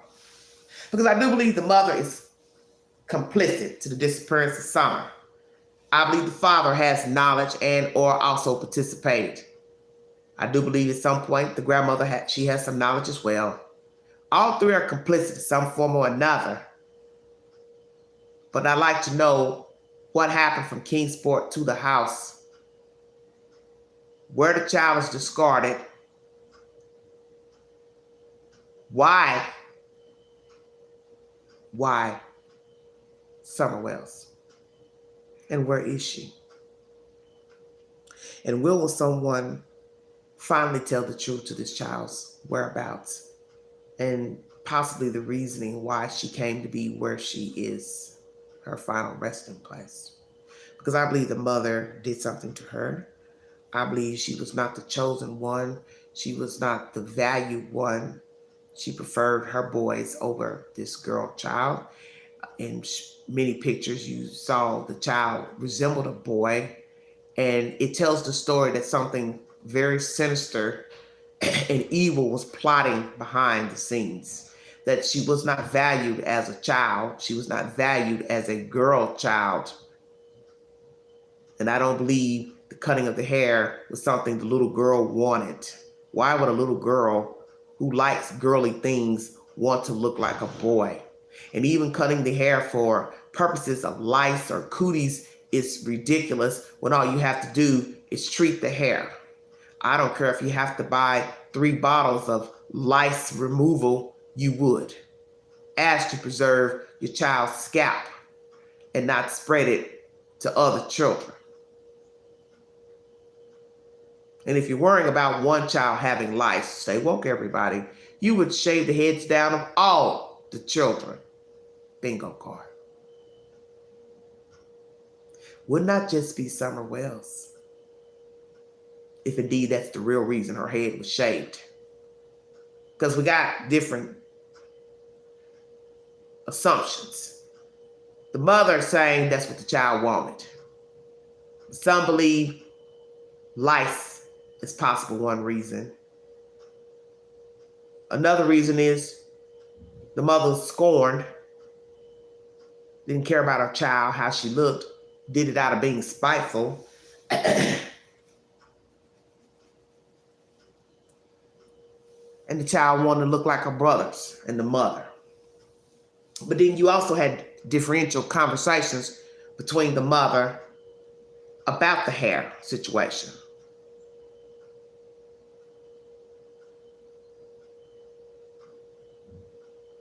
The father saying she wanted to look like the mother. I believe the mother said something about her looking like the boys. See, there's a difference of conversations about the hair. And I think the hair is significant. And as I said, if a random person was stalking this little girl from afar, I don't believe she dressed like a girl every day. So use deduction. If you are stalking a child and somewhere hiding in the woods and using binoculars, she would not look like a girl child to you. So indeed, if we are to believe it was a random person stalking and or attempting to take the child, took the child, then that means he or she was wanting a boy. Then that leaves the option of why didn't the person kidnap the 3 boys when they were left alone that day. And the conversation pertaining to H, that Candace told him the boys were left alone. Or no, went to work, let's say. The boys went to work with the father. If that's true, Candace did tell him that, then why would she lie about that knowing she had left her children unattended? Because possibly she didn't want him to know she left her boys unattended. But did H have knowledge that she had previously left the boys unattended? But if this was a planned, orchestrated discardment of a child or handing off of a child, she had to lay it out to where the boys were gone with the father.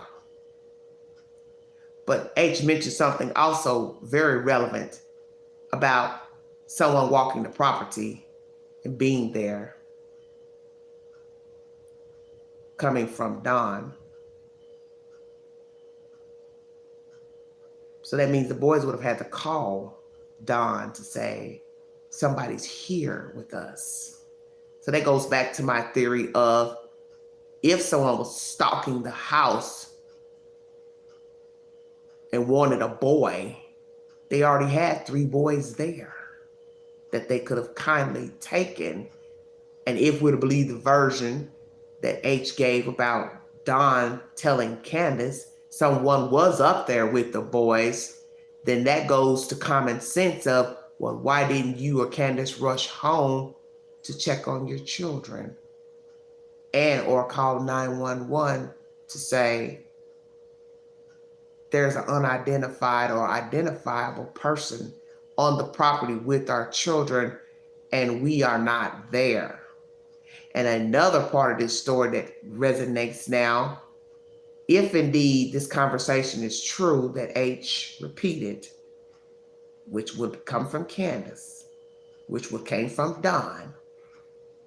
If Don said that to Candace, that somebody's up there on the property with the boys, then that means he just caught Candace in a lie that the boys were not with Don at work. Bingo card. I always tell you to listen to the information that's been given to you. You will see in the information that somebody is lying. And where there is lies, there is smoke. And where there is smoke, 9 times out of 10, there is foul play. I don't believe H made those things up.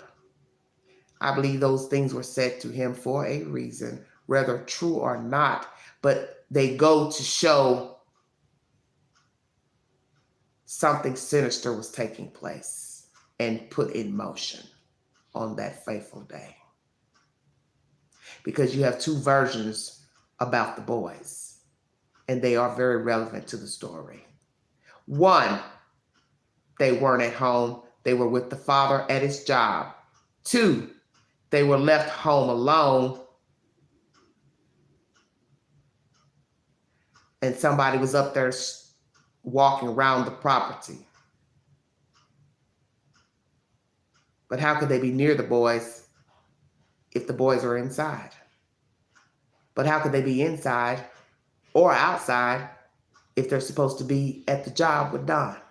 So in the same breath, allegedly, Candace is spinning a web, the boys are gone with Don, but then H is getting in the same breath, oh, somebody's on the property with them. Don't you think Candace would have told H and Don, now Don, how could somebody be walking around the property? God, I can't believe I'm saying this. Lord have mercy. How could somebody be walking around at the property, in the property, on the property, in the house, near the boys, outside, whatsoever, if you have them with you at the job? Bingo card. You see, sometimes you have to go back and go over things that have been said and put it together. Candy was spinning a lie within a lie. 1, Don has the boys. 2, oh, Don saying somebody's on the property with the boys. H, that was your opportunity to say it to Candace. I hope everybody's listening to me carefully, because this is how you know that this is a deliberate plan to the disappearance of someone else. Candace,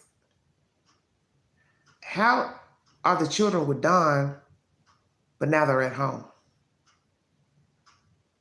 Did he just take them back from work and drop them off? See, H, you should have asked her that. And then Candace, you were supposed to say to Don, now Don, how are the boys at home when they're supposed to be at work with you? Well, I got to get home then to check on my boys. I need to call the police because somebody's there with my boys.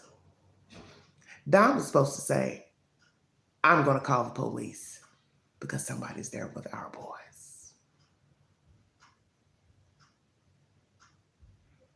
You see, when you have not planned a crime out thoroughly, you will make mistakes. And one mistake is the obvious. You will lie. And when you lie, you tell different lies to different people. And that is something we have learned in true crime and criminal investigations. That when Ellie went to talk to the parents, the last person that saw a victim, missing person, whichsoever, the culprit spins different versions to different people. So in this conversation with a child, allegedly, and her husband, you have 2 different versions of where the children were.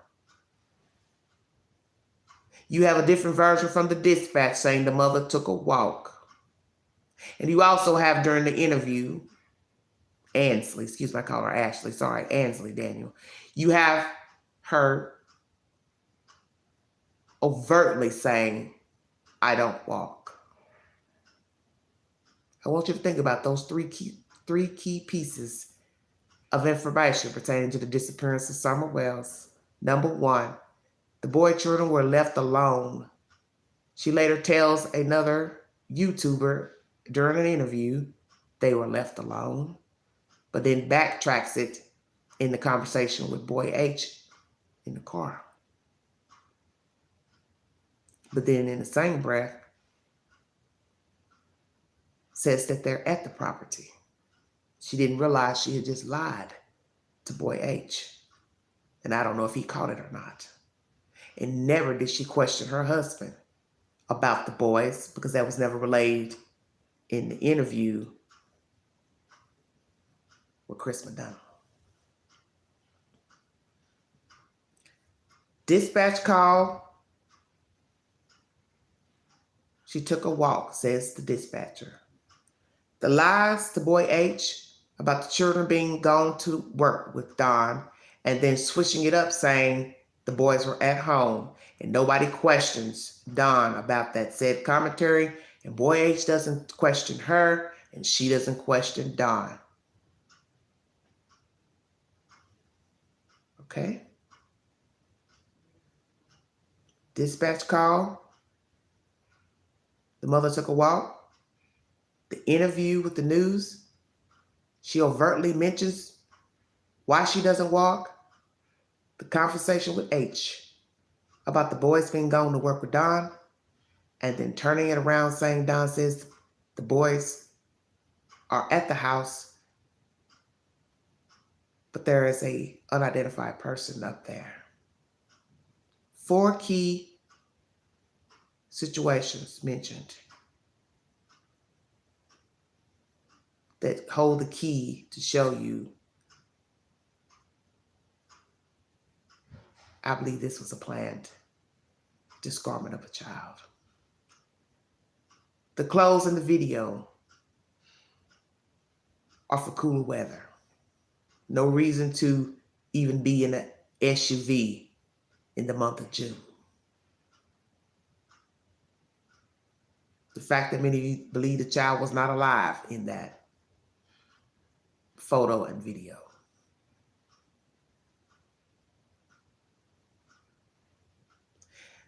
Cold milk the child's propped up against was possibly to preserve the child. Who's to say? But I've never known milk to be propped up in that manner. It would either sit side by side in the seat or sit in the floorboard of the car. Stay woke.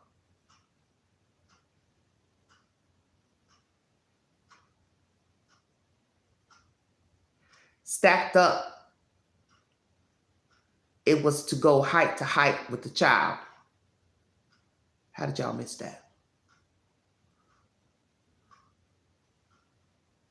Are you listening to what I'm saying to you? The milk stacked up is stacked up to the height of the child. Possibly to preserve a dead child. As someone once said, I read in a comment, it looks orchestrated, the stacking of the milk.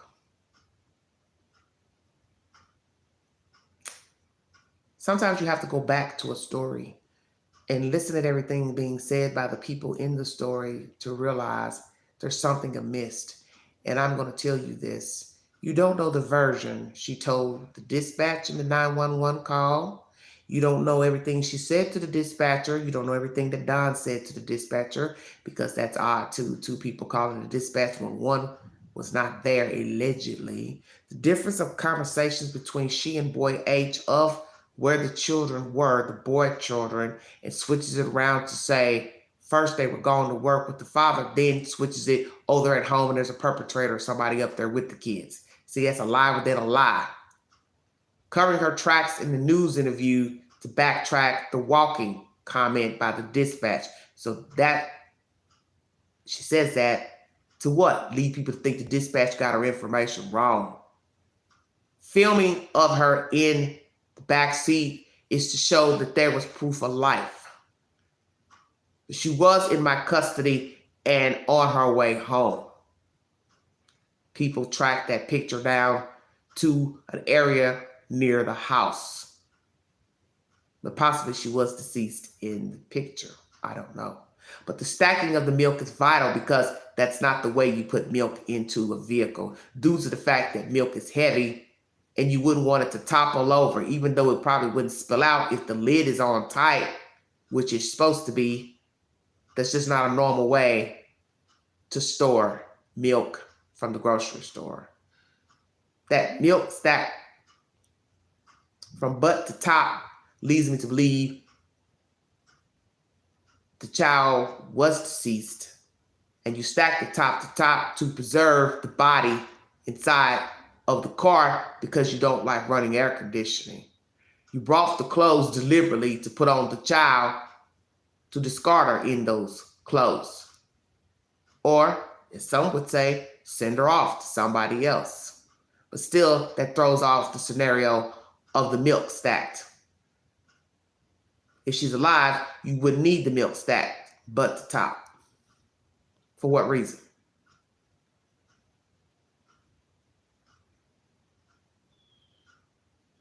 And the milk wouldn't have held its position if indeed Boy H was in the backseat with the child arriving to his home. The milk would have been preferably in the floorboard, or just sitting one milk beside one of the children and the other one in the floorboard, not stacked up top to top, because it would fall over. Stay woke. Everything was orchestrated June 15th. If you'd like to donate to this great network, $McGangie, 129 Cash App. All stickers are welcome during my lives. I do believe the disappearance of Summer Wells was orchestrated by Candace Bly Wells. I believe she's the culprit and sole proprietor of the disappearance. I do believe she no longer wanted her child. I don't believe the truth will ever come out because she's holding fort not to ever reveal the truth to a reasoning of the disappearance of her child. And if it was indeed an accident, there was no logical reason to discard the body. Be an accident on the child's doing, a brother, a visitor, or a parent. You will call 911 to seek help for your child. And in the end, if the child's body is ever found, remains, you probably won't get a clear, definitive answer due to the time that has gone by, and you won't get the truth from the mother or the father or the grandmother. And I do believe they're all complicit to what happened to the child. I do believe they have some form of knowledge pertaining to the disappearance of Summer Wells. And I don't believe they will ever tell the truth either. And the fact that there has been no fight for the boy children by the parents leads me to believe they have never cared for any of the children they have brought here to this planet Earth. They didn't care for these 4 itty-bitty spiders. So why would I believe they cared for their children on June 15th? And that they would not be the same ones that would orchestrate the death of a girl child and the discardment of a girl child. Because just in this information that we've heard 1,001 times, when you chop it all up, the lies spun to Boy H in that ride, the dispatch call, the interview with Ansley Daniel, the going back to check on H to see what he said to TBI. Oh, I forgot about that. The placement of the milk in the back seats, the garments the child was wearing, the video, still pictures of those garments lead to the orchestration death and discardment of a baby. Pure, blatant orchestration. Thank you for joining me. This is Everyday Shenanigans.